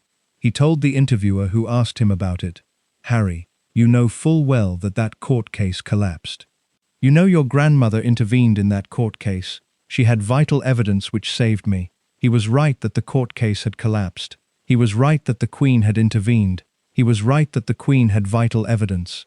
Whether his description of Harry's testimony as defamatory was the accurate description of the testimony's character was the question that the litigation was in the process of adjudicating, and that the adjudication was producing the results of. The hacking had produced the following, assembled from the available record. It had damaged Burrell's relationship with Diana while Diana was alive by producing the coverage that Diana had wrongly attributed to his leaking. It had undermined his legal preparation for the trial by intercepting communications during the preparation period. It had produced the media environment that surrounded the trial. It had ultimately paid him £620,000 for the interview after the acquittal. The newspaper that had done all of this, the intercepting and the undermining and the damaging and the £620,000, was Mirror Group newspapers, which publishes the Daily Mirror. The Daily Mirror was the newspaper that had printed the powers at work in this country, about which we have no knowledge. It was the newspaper that had printed the October 1996 letter with the name blacked out. It was the newspaper that had serialized A Royal Duty. It was the newspaper that had produced the coverage of the royal family's relationship to its most complicated butler for the duration of the story. The Daily Mirror had been intercepting his voicemail since 1995. The Daily Mirror had paid him £620,000 in 2002. The Daily Mirror had serialized his book in 2003. The Daily Mirror had published the Queen's private words. The Daily Mirror had been the specific publication whose commercial model had organized itself around Paul Burrell from the moment he became the person whose proximity to Diana made him the person whose communications the commercial model required. He received substantial damages from them. He gave them £620,000 of interviews. He received substantial damages for the interception of the communications that produced the coverage that damaged his relationship with Diana, that he was now giving interviews about for £620,000. The relationship between Paul Burrell and Mirror Group newspapers was the relationship of the person and the institution that had been conducting the specific transaction of the information economy across the same period from the two different sides of the transaction, the interception side and the payment side. Both sides were the Mirror Groups. Both were organized around Burrell's specific commodity, which was the proximity to Diana and the knowledge that the proximity had produced. He was the commodity, they were the commercial model. The commercial model had intercepted the commodity's voicemail and had then paid the commodity for the interview after the acquittal. The commodity had accepted. On the 14th of November 2004, Paul Burrell arrived in the Australian jungle for the fourth series of ITV's I'm a Celebrity, Get Me Out of Here. He was 46 years old. He had been Diana's butler. He had been the Queen's personal footman. He had been at Diana's burial. He had received the Royal Victorian Medal. He had been acquitted at the Old Bailey. He had sold the interview for £620,000. He had published the book that sold 3 million copies. He had told the princes to grow up. Now he was in the Australian jungle eating things. The distance between the Royal Victorian Medal and the Australian jungle is the distance that the specific trajectory of Paul Burrell's public life had travelled in 7 years. The trajectory was not a simple descent from the dignified to the undignified, though that is the available reading. It was the trajectory of the person who had been inside the institution and who was now outside the institution, and who was deploying the outside in the available commercial directions that the outside made available. The inside had been the palace, the outside was the television series. The inside had been the discretion and the protocol and the formation of the 11 years in the Queen's private life and the decade of Diana's household.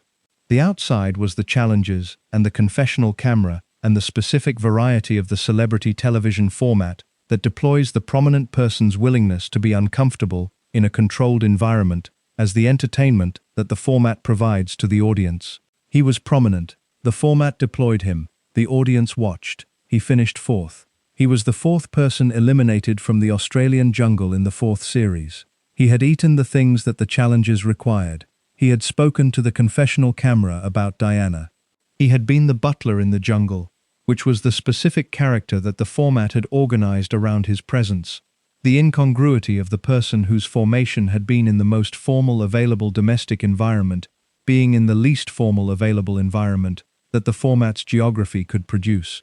The television career that followed the jungle was the television career of the person who had identified in the celebrity television format the available commercial deployment of the proximity to Diana and to the palace that the proximity had produced as the available asset. I'm a Celebrity had established him as the person who could be the celebrity television participant. The subsequent years produced the subsequent formats. Celebrity Help My House is Haunted in 2022. The Weakest Link in 2021. I'm a Celebrity, Get Me Out of Here South Africa in 2023. A second appearance in the jungle format, 16 years after the first. The Diana Interview, Revenge of a Princess in 2020. Jeremy Vine in 2018. The Real Full Monty in 2017. The specific quality of the celebrity television career is the quality of the person whose specific credential, the proximity to the famous, the institutional insider status, the knowledge of the private life, is being deployed in the entertainment contexts that the credential makes available as the participation in the format, rather than the provision of the information. The credential is the same credential. The deployment is the deployment of the credential in the television format, rather than the book or the newspaper interview. He was the butler. He was always the butler. The butler in the jungle, the butler on the panel, the butler in the haunted house. The butler in South Africa 16 years later. The credential did not change. The format changed around it. The marriage to Maria Cosgrove had been the marriage since 1983. Maria had been the wife throughout the palace years, and the Diana years, and the trial years, and the book years, and the jungle years. She had been the person described in the legal proceedings as the person whose relationship with Burrell had been damaged by the Mirror Group's coverage, the disintegration of the relationship that the intense negative daily press coverage had produced during the trial period. The marriage produced 2 sons.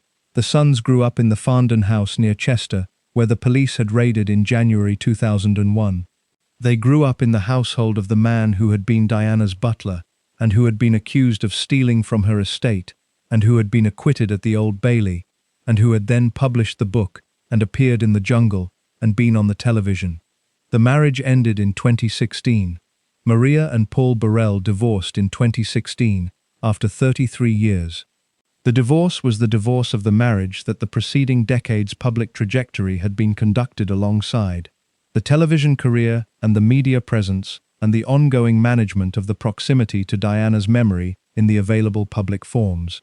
In 2017, the year after the divorce, Burrell married Graham Cooper. Graham Cooper had been his partner for 10 years before the marriage.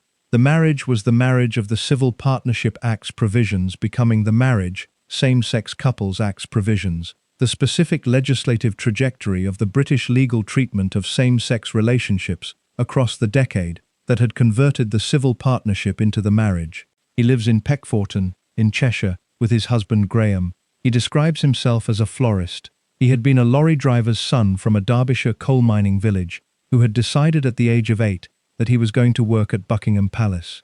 He had worked there. He had worked for Diana. He was now a florist in Cheshire. The Diana inquest was the specific occasion that established the specific character of his relationship to the institutional accountability for the things he had said and the things he had not said across the years of the public account of his proximity to Diana. The inquest into Diana's death ran from 2007 to 2008. The jury returned the verdict of unlawful killing due to grossly negligent driving in April 2008. Before the verdict, the inquest had heard evidence from numerous witnesses, the people whose proximity to Diana's death and the circumstances of the years preceding it had placed them in the position of the witnesses whose evidence the inquest required. Burrell gave evidence at the inquest. He flew from Los Angeles, where he had been based for a period, to give 3 days of evidence in January 2008. The 3 days of evidence were the 3 days of the inquest's examination of the person who had been closest to Diana in her final years, and who had published the most detailed available account of her private life, and who had the October 1996 letter, and the Settle'n tapes, and the knowledge of the household, and the December 1997 meeting with the Queen. The lawyers questioned him. He answered what he answered. He declined to answer what he declined to answer. He was then asked to return for further questioning. He refused. Princess Diana's butler, who had sold his account of Diana's private life for £620,000, who had published the memoir that sold 3 million copies, who had appeared in the Australian jungle to discuss Diana on camera, who had given the interview in which he said the Queen had warned him about the powers at work in this country, refused to return to the Diana inquest to answer further questions under oath. The refusing was the refusing of the person who had identified the difference between the controlled account, the account produced in the forms the account's producer controls, the newspaper interview and the memoir and the television appearance, and the uncontrolled account, the account produced in the formal legal setting of the inquest, where the questions are the questions of the lawyers rather than the questions of the journalist, whose newspaper has paid £620,000 for the conversation. The controlled account had been £620,000 and 3 million copies. The uncontrolled account was the inquest. He had provided the controlled account in its available forms. He declined to provide the uncontrolled account in the form the inquest required. He later said he had concerns about returning for further questioning about whether he had lied. The concerns about the lying question were the concerns of the person who had been producing the account of Diana's life across the preceding decade in the controlled forms, and who was now being asked to account for the account in the uncontrolled form of the legal proceeding, where the accounting is the accounting that the formal legal process requires, rather than the accounting that the controlled account provides. The specific question of whether Burrell had lied, in the police statement, in the inquest evidence, in the memoir, in the newspaper interviews, is the question that the available sources have not resolved in the form that the resolution would require. He refused to return for questioning. The inquest continued without him. The verdict was returned. The inquest ended. He continued the television career. The I'm a Celebrity South Africa in 2023 was the second Jungle appearance, 31 years after joining Diana's household in 1987. 31 years from the Highgrove beginning to the second South African Jungle. The same credential, the same deployment, the different format. At some point in 2023, Harry's Spare was published. Harry's witness testimony in the Mirror Group litigation produced the specific references to Burrell that Burrell described as defamatory. Harry, you know full well that that court case collapsed. You know your grandmother intervened in that court case. She had vital evidence which saved me. Harry knew. Harry's grandmother had intervened. The court case had collapsed. The acquittal had been the acquittal. 21 years after the acquittal, the butler and the prince were in the public record as the two people whose accounts of the same events were the competing accounts of the same events in the specific way that the competing accounts of the same events are competing when the events are the events organized around the most famous and the most mourned woman either of them had known. Diana called him my rock. Harry called his testimony defamatory. Burrell called Harry's testimony defamatory. The woman who had given Burrell the October 1996 letter and told him to keep it just in case had been dead for 27 years by the time the butler and her son were calling each other's public statements defamatory. The Rock had become the celebrity. The celebrity had become the person on the second Jungle series. The person on the second Jungle series had become the florist in Cheshire. The florist in Cheshire was still Paul Burrell, the lorry driver's son from Grassmore, who had stood at the railings at the age of 8 and decided. The deciding had produced everything. The everything was the palace and the Queen and the Diana household and the burial and the Royal Victorian Medal and the December 1997 meeting and the raid and the charges and the trial and the collapse and the walkout of the Old Bailey and the £620,000 and the 3 million copies and the jungle and the Harry testimony and the defamatory and the florist in Cheshire. All of it, from the 8-year-old at the railings to the florist in Cheshire. Everything between those 2 points was the account of what the proximity to the palace's private life produces for the person who has been formed inside it and who has then been outside it for the decades that the outside requires to be navigated in the available forms. The forms were the forms. The butler deployed them. The butler was still deploying them. The Diana inquest opened formally in October 2007. It had taken 10 years to arrive. Diana had died in August 1997. The British legal system's requirement of a formal inquest into the death of any person who dies abroad and whose death has not been subject to a British inquiry had been acknowledged by the palace and the government in the period following Diana's death, but the acknowledgement had not produced the inquest immediately. The French investigation had concluded. The French judge had ruled the crash the result of the drunk and speeding driver. The British inquest had been delayed and managed and discussed for a decade before it opened in October 2007 at the Royal Courts of Justice. The inquest jury would eventually return a verdict of unlawful killing due to grossly negligent driving in April 2008. The jury would find that Henri Paul had been driving grossly negligently and that the pursuing paparazzi photographers had contributed to the circumstances. The jury would not find conspiracy. The jury would not find brake failure. The jury would find the unlawful killing of the grossly negligent driving. Before the verdict, the inquest heard evidence from witnesses. Paul Burrell was a witness. He flew from Los Angeles, where he had relocated for a period, to give evidence at the inquest in January 2008. The flying was the flying of the person who had been inside Diana's household for the decade preceding her death, and who had therefore accumulated the specific knowledge of the daily reality of her life in the years before the crash that the inquest required the witnesses whose proximity to that life had produced to provide. He gave 3 days of evidence. 3 days of the inquest's lawyers questioning the person who had been Diana's butler and who had published the account of her private life in the memoir that had sold 3 million copies and who had given the newspaper interview for £620,000 and who had appeared in the Australian jungle discussing Diana on camera. The questioning was the questioning of the formal legal proceeding, the specific quality of the questions that the inquest's lawyers produced from the available evidence and from the specific material that Burrell had published and said across the preceding years.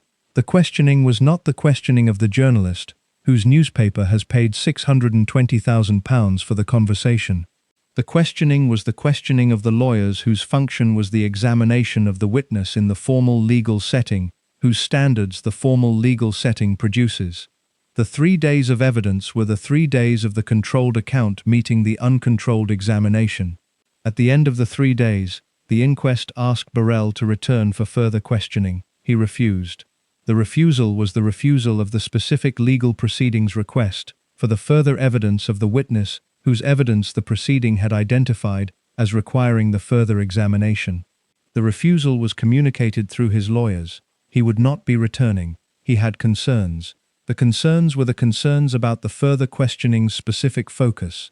The further questioning was going to address the question of whether Burrell had been truthful in the evidence he had given. The specific question of whether he had been truthful was the question that the inquest's lawyers had identified as the question that the 3 days of evidence had produced, as the question requiring the further examination. He declined to submit to the further examination. The Diana inquest continued without him. The jury heard the other evidence. The verdict was returned in April 2008. The verdict was the unlawful killing verdict. The inquest ended.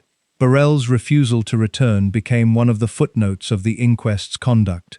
The witness who had given 3 days of evidence and who had then declined to return when the inquest had asked for further examination about whether the evidence had been truthful. The footnote sat in the public record alongside the other footnotes of the account, the £620,000 and the 3 million copies, and the jungle, and the October 1996 letter, and the December 1997 meeting, and the trial collapse, and the powers at work. Muhammad al-Fayed had been the most prominent advocate of the conspiracy theory about Diana's death.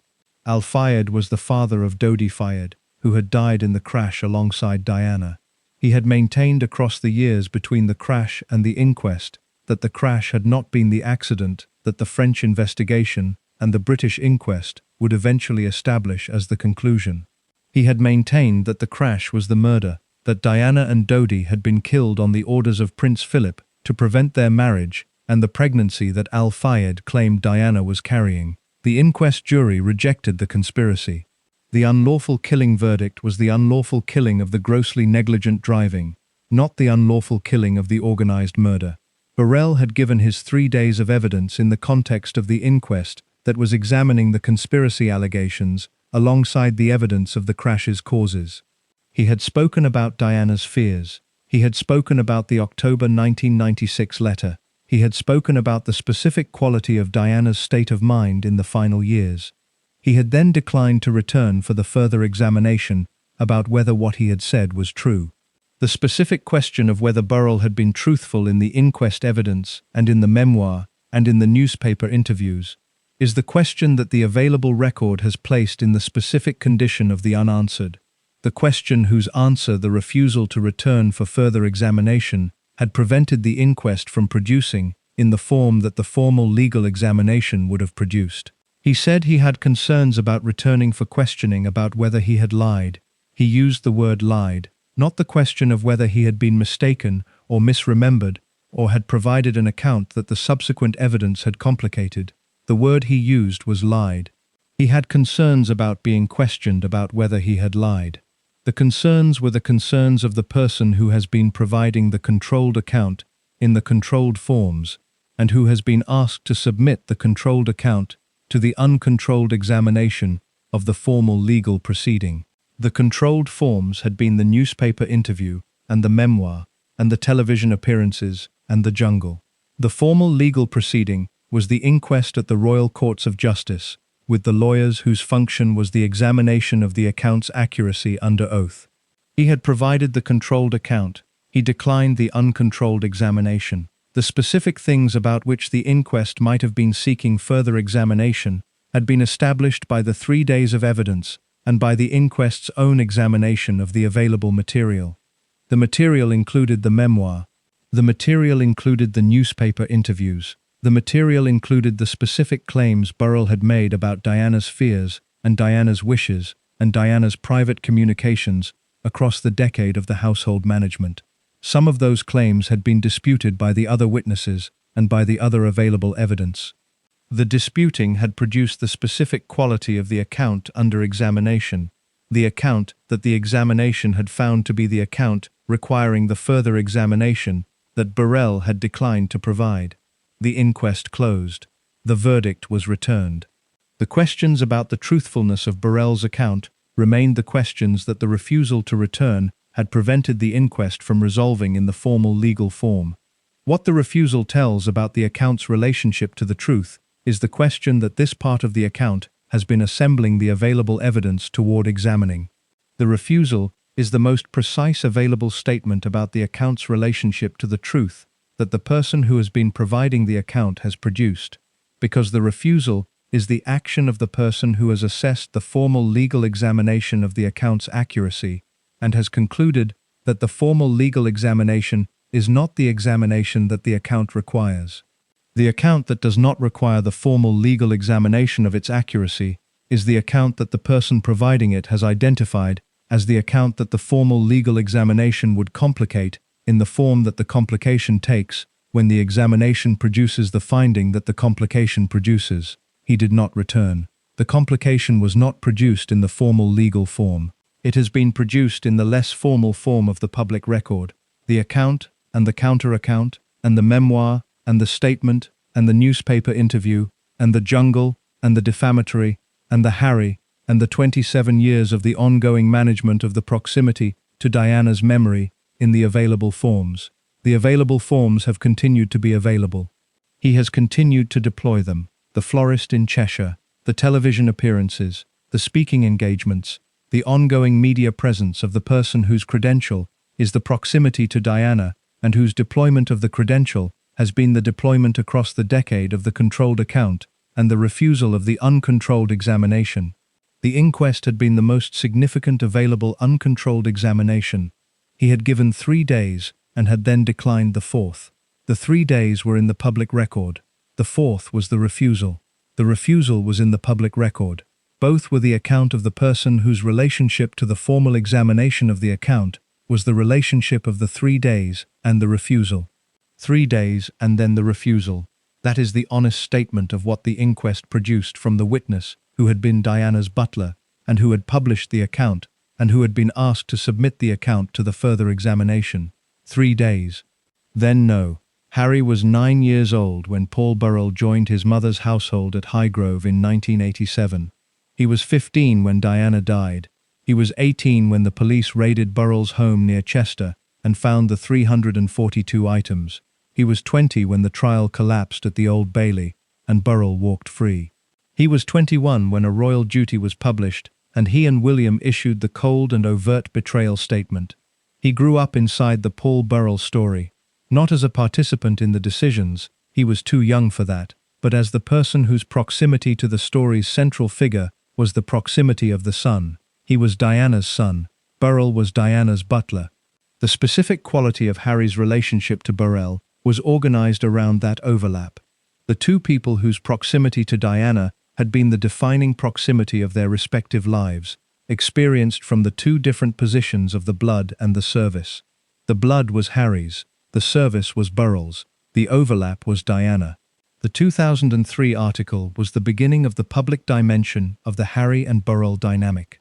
The Daily Mirror published an article in December 2003, 2 months after A Royal Duty was published, that described an alleged disagreement between William and Harry about their response to Burrell's book and to Burrell's ongoing public presence in the management of their mother's memory. The article said that William and Harry had disagreed. William had wanted the cold and overt betrayal statement to be stronger. Harry had not wanted the statement to be as strong. Or William had wanted one approach, and Harry had wanted another. The specific account of the disagreement was the account of the newspaper that was publishing the story of the brothers' disagreement, which was the Daily Mirror, which was the same Mirror Group newspapers that had been intercepting Burrell's voicemail since 1995, and that had paid him £620,000 for the interview in 2002. And that was now publishing the account of the disagreement between William and Harry about the man the Mirror Group had paid and intercepted. This is the specific irony of the Mirror Group's position in the Burrell story. The newspaper that had built much of the Burrell coverage had been simultaneously intercepting his communications and paying for his interviews and publishing accounts of the royal family's disagreements about him. The Mirror Group was the institution that had been the most commercially active participant in the Burrell story, from multiple directions simultaneously. The 2003 article about the William and Harry disagreement was the article that Harry's legal team introduced as evidence in Harry's civil litigation against Mirror Group newspapers. The litigation was the litigation in which Harry was claiming that Mirror Group newspapers had unlawfully intercepted his private communications. The 2003 article about the disagreement with William about Burrell was introduced as evidence of the specific damage that the publication of the brothers' private communications and private disagreements had produced in their relationship. Harry's barrister described the article in the litigation as evidence that the seeds of discord between the two brothers were being sown by the Mirror Group's publication of their private disagreements. Even at this very early formative stage, the barrister said, the seeds of discord between these two brothers are starting to be sown. Brothers can sometimes disagree, but once it is made public in this way, and their inside feelings revealed in the way that they are, trust begins to be eroded. the trust begins to be eroded. The erosion of trust between Harry and William is the specific damage that the barrister was arguing the Mirror Group's publication of the private disagreement had produced. The trust was eroded. The brothers were separated. The separation was public. The Burrell disagreement was one of the early specific occasions of the public separation. This is the specific dimension of the Burrell story that has been least examined, the dimension in which the story of Diana's butler became one of the specific occasions of the erosion of the relationship between her sons. The cold and overt betrayal statement had been issued jointly by William and Harry. The Mirror Group had then published the account of the disagreement about the statement. The disagreement about the statement had become the evidence of the seeds of discord. The seeds had been planted in the Mirror Group's coverage of Paul Burrell. Harry's Spare was published in January 2023. The book was the memoir that Harry produced in the specific form that Harry produces things, directly, extensively, with the specific quality of the person who has decided that the controlled account is insufficient, and that the uncontrolled account is the account that the situation requires. Burrell appeared in Spare. The specific appearance was the appearance of the person whose role in the family's history had been the role that the preceding 26 years had established. The butler, the trial, the cold and overt betrayal, the £620,000, the 3 million copies. Harry's witness testimony in the Mirror Group litigation produced the specific reference to Burrell that generated the specific public exchange between the prince and the butler that became the specific occasion for the exchange's documentation in the public record. Harry's testimony at the Royal Courts of Justice addressed the 2003 article about the William and Harry disagreement. The testimony addressed the specific damage that the publication of the disagreement had produced. The testimony described the impact on the relationship between the brothers. The testimony was the uncontrolled account. Harry was in the formal legal setting providing the evidence under oath about the damage the publication had produced. He was doing the thing that Burrell had declined to do, submitting the account to the formal legal examination rather than the controlled forms of the memoir and the interview. Burrell responded. He gave an interview to GB News. He spoke to Dan Wootton. He described Harry's testimony as deeply upsetting and hurtful, and said he needed to process what had been said because he thought it was careless and callous. Then he said the specific sentence that the exchange's documentation required to be the sentence that organized the exchange around the specific fact that both men knew. Harry, he said, you know full well that that court case collapsed. You know your grandmother intervened in that court case. She had vital evidence, yes, which saved me. Harry, you know your grandmother intervened. The sentence was the specific public statement directed at a specific prince about the specific action of a specific sovereign in a specific trial. It was the butler telling the prince that the prince knows the thing that the butler knows. The Queen's intervention, the December 1997 meeting, the 3 hours standing, the safekeeping disclosure, the royal limousine, the collapse. Harry knew. Harry knew his grandmother had intervened. Harry was now 25 years removed from the trial's collapse. He had been 20 when it happened. He was in his 40s when the sentence was said on GB News, and Burrell was saying to him on television that the prince knew what the grandmother had done.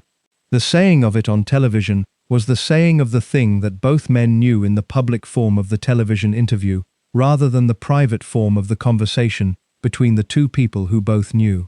Burrell was not telling Harry something Harry didn't know.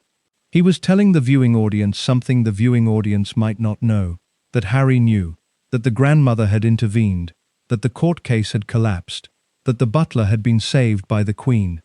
The exchange was the exchange of the two people whose relationship to Diana's memory had been the central organizing fact of both their public lives for nearly 30 years, and who were now conducting the exchange in the specific public forms of the television interview and the witness testimony and the memoir, the available forms that the outside produces for the people who are outside the institution and who are managing the outside in those forms.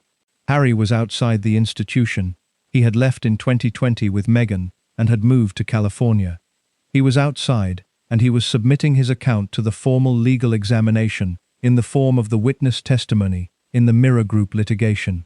Burrell was outside the institution. He had left in 1997 when Diana died, and had been managing the outside ever since, in the available commercial forms. He was outside, and he was submitting his account to the GB News interview in the form of the television appearance. Both were outside. Both were managing the outside in their available forms. The available forms were different. The High Court witness testimony and the GB News interview were different forms of the outside's available management. But both were the management of the same material. The proximity to Diana and the specific knowledge of the private life and the ongoing public management of the legacy of the person who had called one of them her rock and who had been the other one's mother. The mother and the rock. The blood and the service. The son and the butler. 27 years after Diana died, the son and the butler were on opposite sides of a newspaper litigation's witness testimony, telling each other that the other knew what the other knew. Harry knew his grandmother had intervened. Burrell knew Harry knew. The knowing was the specific shared knowledge of the two people whose relationship to the same loss had produced the specific forms of the management that they had each been conducting across the 27 years of the management, the spare and the jungle and the testimony and the interview and the defamatory and the £620,000 and the cold and overt betrayal and the grow-up. The shared knowledge was the knowledge of the December 1997 meeting and the 3 hours and the standing and the powers at work and the royal limousine and the collapse. The shared knowledge was also the knowledge of what Diana had been, the mother and the employer, the blood and the service, and what the 27 years of the management of the loss had produced in the two people who had each been organized around her in the specific ways that the blood and the service produce. The exchange on GB News was the exchange of the 27 years of the management in the specific public form that the GB News interview provides.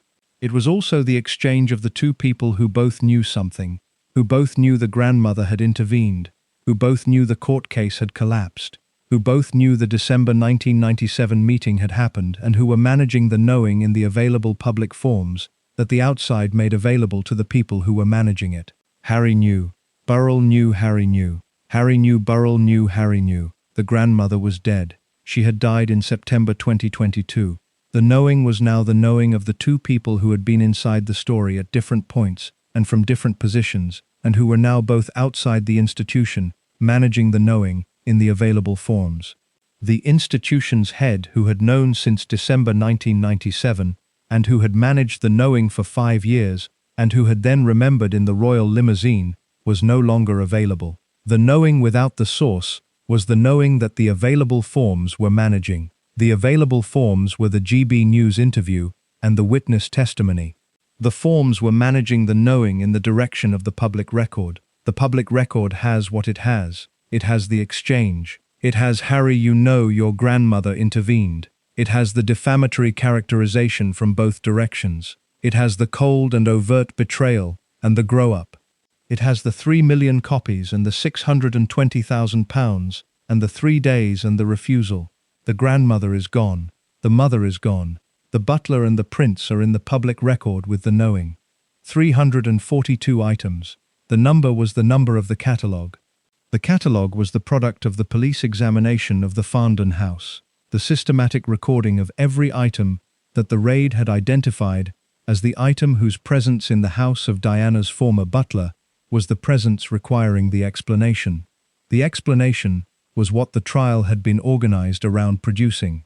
The trial had collapsed before the explanation was produced in the form of the formal legal account. What remained was the catalogue, the 342 items that the catalogue had recorded and that the prosecution had organized its case around, and that the collapse had returned to the status of the items in the possession of the person who had claimed they were there for the safekeeping. The safekeeping explanation was Burrell's explanation. He had told the Queen in December 1997 that he had taken some of Diana's belongings for safekeeping. He had told the Daily Mirror, after the acquittal, that he had taken them because he feared Diana's mother Frances and her sister Sarah were going to erase Diana's legacy. He had said he thought it was his duty to protect those documents and keep them safe. The duty to protect, the protection of the legacy, the safekeeping of the memory.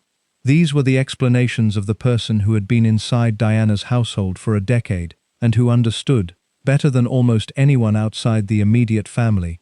The specific fragility of the material record of Diana's private life, the letters and the photographs and the documents and the personal effects that Diana's daily existence had produced, and that the management of Diana's estate would distribute, catalogue, archive, or discard, in the form that the management of estates distributes and catalogues and archives and discards the material record of the private lives of the dead. The material record of the private lives of the dead is not a simple thing. It is the thing that the families and the estates and the executors and the trustees manage in the form that the management produces. The decisions about what is kept and what is given away and what is archived and what is destroyed and what is lent to exhibitions and what is sold at auction and what sits in boxes in attics for decades. The management of Diana's estate was the management of the material record of the most documented private life of the 20th century, in the hands of the people who had been appointed to manage it. The trustees of the Diana, Princess of Wales Memorial Fund, and the executors of the estate were the people who had been appointed to manage it. They were the people who had concluded that the items in Burrell's house were the items that belonged to the estate rather than to Burrell. They were the people who had made the complaint, that produced the police investigation, that produced the raid, that produced the 342 items in the catalogue. What had they actually found? The catalogue included items across 3 categories: the items belonging to Diana, the items belonging to Charles, and the items belonging to William. The 3 categories were the 3 counts of the theft charge. The items in the Diana category were the items of the most obvious connection to the estate whose management the trustees had been appointed to conduct. The items in the Charles and William categories were the items whose presence in the catalogue the prosecution had organized into the additional counts. The Charles items included the Indiana Jones bullwhip. The bullwhip has been the most discussed item in the catalogue's public coverage, because the bullwhip is the item that the coverage most readily mocked, the Indiana Jones bullwhip belonging to the Prince of Wales, found in the attic of his former wife's butler.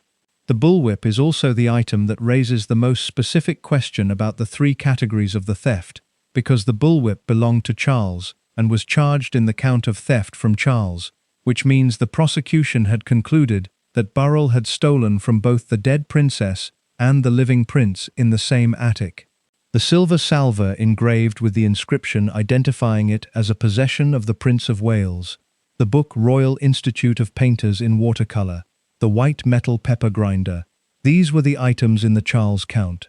The items were the items of the household, the specific domestic objects of the large establishment whose management the butler's role had organized around the daily function of the household. The Diana items were the items of the more intimate category, the photographs, the correspondence, the personal effects of the person whose daily domestic life the butler had been managing for a decade, and whose specific personal possessions had been in the spaces and the drawers and the storage of the household that the butler managed. Among the Diana items were the things that the prosecution had examined and had decided were too sensitive to introduce as evidence: the Settlin tapes, the October 1996 letter, the locked box with the George Smith recording. These were the items of the most significant available material, not the photographs and the personal effects of the domestic existence, but the recorded and the documented account of the specific fears and the specific allegations that Diana had been managing in the final years of her life. The Settlin tapes were the most significant media material. 7 of the 12 tapes that Peter Settlin had filmed at Kensington Palace in 1992 and 1993 were among the 342. 7 tapes of the private coaching sessions in which Diana had spoken about her marriage and her fears and the specific quality of the private person beneath the public role. The prosecution had examined them. The prosecution had concluded they were too sensitive for the jury. The tapes had been in the evidence without being in the presentation. They were eventually returned to Settlin in the civil action he brought to recover them. He sold them to NBC. They were broadcast in America in 2004. They have not been broadcast in Britain. What is on those tapes, the full content, the complete account of what Diana said in the 1992 and 1993 coaching sessions, is not available in the British public record. The American documentary had excerpts. The excerpts showed Diana saying her wedding had been the worst day of her life. They showed her implying Barry Maniky's death was not the accident it had been ruled. The full content of all 7 tapes has not been made publicly available in Britain. The October 1996 letter was the letter in the sealed envelope marked Paul. The letter that Diana had dated and had told him to keep just in case. The letter that said, "This particular phase in my life is the most dangerous," and that said someone was planning an accident in my car, brake failure, and serious head injury in order to make the path clear for Charles to marry.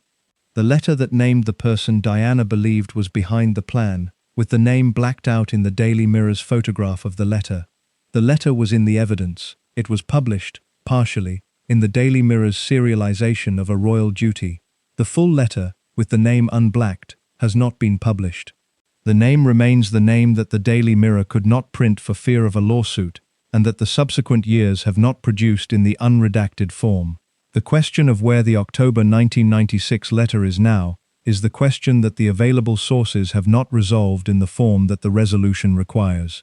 The letter was in the evidence of the collapsed trial. After the trial's collapse, the evidence was the evidence of the collapsed trial, the materials that had been gathered for the trial that had not reached its conclusion.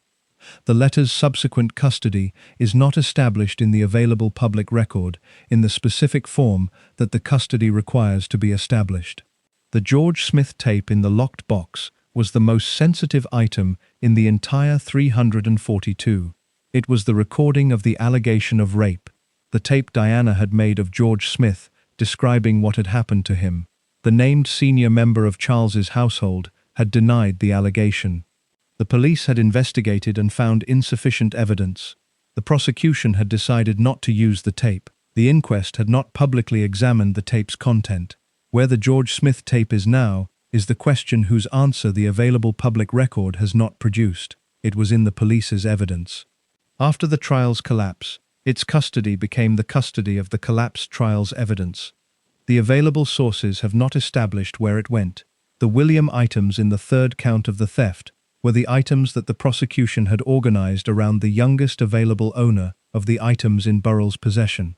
William had been 14 years old when Diana died. He was 20 when the trial collapsed.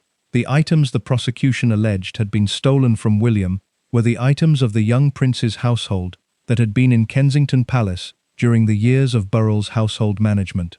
The trustees of Diana's estate who had made the complaint had been managing the estate in the form that the estate's management required. The identification of the estate's assets and the recovery of those assets from the people whose possession of them was the possession that the estate's management had concluded required the recovery. The identification of Burrell's possession of the items was the identification that the complaint had communicated to the police. The police had raided. The catalogue had been produced. The 342 items had been the result. The result had been the trial. The trial had collapsed. The items, or most of them, had presumably been returned to the estate's management in the form that the collapsed trial's evidence returns to the relevant parties when the trial has not produced the verdict that the trial was organized to produce. What the estate did with the items after the trial is the question that the available sources have not established in the form that the establishment requires. The items were catalogued. The trial collapsed. The items were in the evidence. The evidence was the evidence of the collapsed trial. The Settlin tapes went to Settlin and then to NBC. That much is established. The October 1996 letter went somewhere. The George Smith tape went somewhere. The 342 items went somewhere. The somewhere is not established in the available public record with the specificity that the establishment would require. What is established is what the items were and what they contained, and what the prosecution had decided about their sensitivity, and what the trial's collapse had produced as the management of the sensitivity. The sensitivity was the sensitivity of the material that the prosecution had identified as requiring the management out of the trial rather than into it. The management out of the trial had produced the not seeing at the Old Bailey. The not seeing at the Old Bailey had produced the collapsed trial. The collapsed trial had produced the acquittal. The acquittal had produced the Daily Mirror interview. The Daily Mirror interview had produced the £620,000 and the powers at work in this country about which we have no knowledge. The boxes had contained the things they contained. What the things contained had been too sensitive for the Old Bailey jury to see. The jury had not seen them. The trial had collapsed. The things had gone somewhere. Somewhere is where the most sensitive material of the most documented private life of the 20th century tends to go when the management of the institution that the documentation is organized around has been the management that the institution produces. The institution manages, the material goes somewhere. The somewhere is the institution's management of the somewhere. The boxes were the question remains. The British royal family has a specific mechanism for the management of the people who have been inside its private life and who subsequently leave it. The mechanism is not the formal agreement, and not the legal contract, and not the specific instruction delivered in the form of the document whose terms the person leaving has been required to sign. The mechanism is the formation. The formation is the thing that the 11 years of the Queen's personal footman and the decade of Diana's butler had produced in Paul Burrell before the December 1997 meeting in the private sitting room. The formation is the thing that makes the person who has been inside the palace's private life the person who cannot say the thing in the dock. Not the cannot of the legal prohibition. There is no law preventing a former royal servant from disclosing a private conversation with the Queen. The cannot of the formation, the cannot of the person for whom the not saying is the automatic condition rather than the considered choice. The formation is the institution's most effective management tool. It is more effective than the legal agreement because the legal agreement is the agreement that the courts can examine and that the person who has signed it can challenge, and the challenge is the challenge that the legal process provides as the mechanism for the challenge of the legal agreement. The formation cannot be challenged in that form. The formation is in the person carries it. The person cannot challenge what they are. Burrell carried the formation for 20 years before it failed. The failing was the Daily Mirror interview. The formation had held through the trial. It had held across the 3 weeks of the dock and the inability to say the thing that would have ended the prosecution. The formation failed in the 48 hours after the acquittal. The 48 hours was the specific period in which the formation met the available commercial forms in the specific condition of the person who has just been acquitted at the Old Bailey after 3 weeks of the prosecution's case, and who has the £620,000 offer from the Daily Mirror, and who has the information that the £620,000 is organised around purchasing. The formation failed at the intersection of the available commercial forms and the specific information. The specific information was the Queen's private words. The available commercial form was the Daily Mirror's £620,000. The intersection was the 48 hours after the acquittal. The formation had not been designed for that intersection. The formation had been designed for the inside, for the private sitting room and the household management and the daily proximity to the private life and the discretion that the proximity required. The formation had not been designed for the outside, for the acquittal and the cameras and the newspaper group that was paying £620,000 for the private words. The outside was where the formation failed. This is the specific institutional lesson of the Paul Burrell case for the British royal family's management of the people who know too much. The formation holds inside. The formation fails outside. The inside is the environment the formation is designed for. The outside is the environment the formation was not designed for. The outside is produced by the institution itself. The institution produces the outside when it produces the circumstances that remove the person from the inside, the death of the principal, the trial, the acquittal, the available commercial forms. The institution produced the Burrell outside through the specific mechanism of the December 1997 meeting and the 5 years of the not telling and the raid and the trial. The trial produced the acquittal. The acquittal produced the outside with the Daily Mirror's offer. The outside produced the formation's failure. The institution produced the conditions of the formation's failure through its own management of the situation. This is not a simple or a satisfying conclusion. The institution did not intend the formation's failure. The institution's management of the situation was the management organized around the prevention of the formation's failure, the not telling as the management of the information, the trial as the management of the items, the acquittal as the management of the institutional embarrassment. Each management decision was the decision organized around the prevention of the thing that the management was trying to prevent. Each management decision produced the next condition that the next management decision was required to address. The not telling produced the trial. The trial produced the acquittal. The acquittal produced the outside. The outside produced the formation's failure, and the formation's failure produced the Daily Mirror interview. The Daily Mirror interview produced the powers at work in this country about which we have no knowledge in the public record. The institution had produced the very thing its management was organized around preventing. The Morton book had been the same pattern from the outside. Diana had not been formed inside the palace's private life in the way that Burrell had been formed inside it. She had married into it. The formation the marriage produced was not the formation of the 11 years of the personal footman and the decade of the household management. It was the formation of the person who had been placed inside the institution without the formation that the institution's insiders had been given. The formation of the inside had not been provided to Diana. The not providing produced the Morton book. The Morton book came from the outside of the formation. Diana was not the person the formation had been applied to. She was the person the institution had assumed would absorb the formation through the marriage without the specific training that the inside produced in the people who had been given the training. The assumption was wrong. Diana did not absorb the formation. Diana produced the Morton book. The Tampongate recording was the same pattern from the even further outside.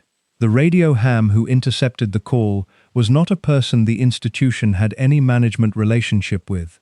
The radio ham was entirely outside the institution's management structure. The radio ham's technology had produced the interception. The interception had produced the recording. The recording had been in the possession of various parties for 4 years before it was published. The various parties were not all inside the institution's management. The publication could not be prevented. The Morton book and the Tampongate recording were the outside's productions. The Burrell interview was the inside's production. The inside that the institution had produced and then placed on the outside through the specific mechanism of the trial that had produced the acquittal, that had produced the outside with the Daily Mirror's offer. The outside of the formation's failure is the specific risk that the institution takes when the institution places its insiders on the outside through the mechanism of the institutional management of the inconvenient. The risk is the risk of the formation's meeting with the available commercial forms in the specific condition of the person who has just been acquitted and who has the information and who has the £620,000 offer. The institution had been managing this risk since before Burrell. The specific management of the people who know too much is the management that the institution has been conducting since the institution's modern form was established in the 19th century. The management of the servants and the staff and the ladies-in-waiting and the equerries and the courtiers and the people whose proximity to the private life had produced the knowledge that the proximity generates. The management had been the formation. The formation had held for the duration of the formation's effectiveness. The formation's effectiveness was the effectiveness of the environment the formation was designed for. The inside. When the environment changed to the outside, the formation's effectiveness changed with the environment. The inside was the palace, and the household, and the protocol, and the not saying, and the discretion, and the Royal Victorian Medal, and the formation of the person who understood that the private life of the palace remains the private life of the palace. The outside was the acquittal, and the cameras, and the £620,000, and the Australian jungle, and the 3 million copies. The inside produced the discretion. The outside produced the Daily Mirror interview. The specific institutional learning from the Burrell case, if the institution learned from it, was the learning about the specific risk of the trial. The trial is the specific mechanism that places the institutional insider on the outside in the most public available form. The Old Bailey is not the inside. The Old Bailey is the most public available form of the outside. The person who has been inside the palace's private life and who is now in the dock at the Old Bailey is the person who has been placed on the most public available outside with the formation that was designed for the most private available inside. The formation and the outside are incompatible in the specific way that the Old Bailey and the private sitting room are incompatible. The formation is designed for the private sitting room, and the outside of the Old Bailey is the most incompatible available environment for the formation. The person whose formation is the formation of the private sitting room and who is placed in the outside of the Old Bailey is the person who is most at risk of the formation's failure when the inside meets the outside in the form that the acquittal and the £620,000 and the Daily Mirror produces. The institution had placed Burrell in the Old Bailey through its management of the situation. The management of the situation had been the 5 years of the not telling. The 5 years of the not telling had produced the trial. The trial had produced the acquittal. The acquittal had produced the failure. The institution had managed itself into the failure it was managing to prevent. The management of the inconvenient had produced the most public available version of the inconvenient that the inconvenient had produced since the Morton book. The Morton book, the Tampongate recording, the Burrell interview. 3 productions of the inconvenient from 3 different outside positions. 3 different mechanisms for the production of the thing that the institution's management was organized around preventing. The institution survived all 3. Institutions of the British monarchy's specific character and specific duration survive the things they survive, because the survival is the thing the institution is organized around. The monarchy survived the Morton book, and the Tampongate, and the Burrell interview, and the Annus Horribilis, and the Diana death, and the flag that was not lowered, and the spare, and everything that the everything had included. The surviving is the institution's primary function alongside the reigning. The reigning and the surviving are the 2 functions that the institution deploys the formation to serve. The formation serves the reigning and the surviving by producing the people who are inside the private life and who are managing the private life in the form that the inside requires. The formation fails when the inside becomes the outside. The Burrell case is the specific instance of the failure. The failure produced the Daily Mirror interview. The Daily Mirror interview produced the powers at work in this country about which we have no knowledge in the public record. The public record has the powers at work and the £620,000 and the 3 million copies and the jungle. The institution survived. The institution is surviving. The institution will continue to survive. The formation will be applied to the next generation of insiders. The next generation of insiders will carry the formation until the formation meets the outside in the form that produces the specific intersection of the information and the available commercial forms. The intersection will happen. The institution knows the intersection will happen. The management is the management of the interval between the inside and the intersection. The management of the formation's duration before the duration meets the outside that the formation was not designed for.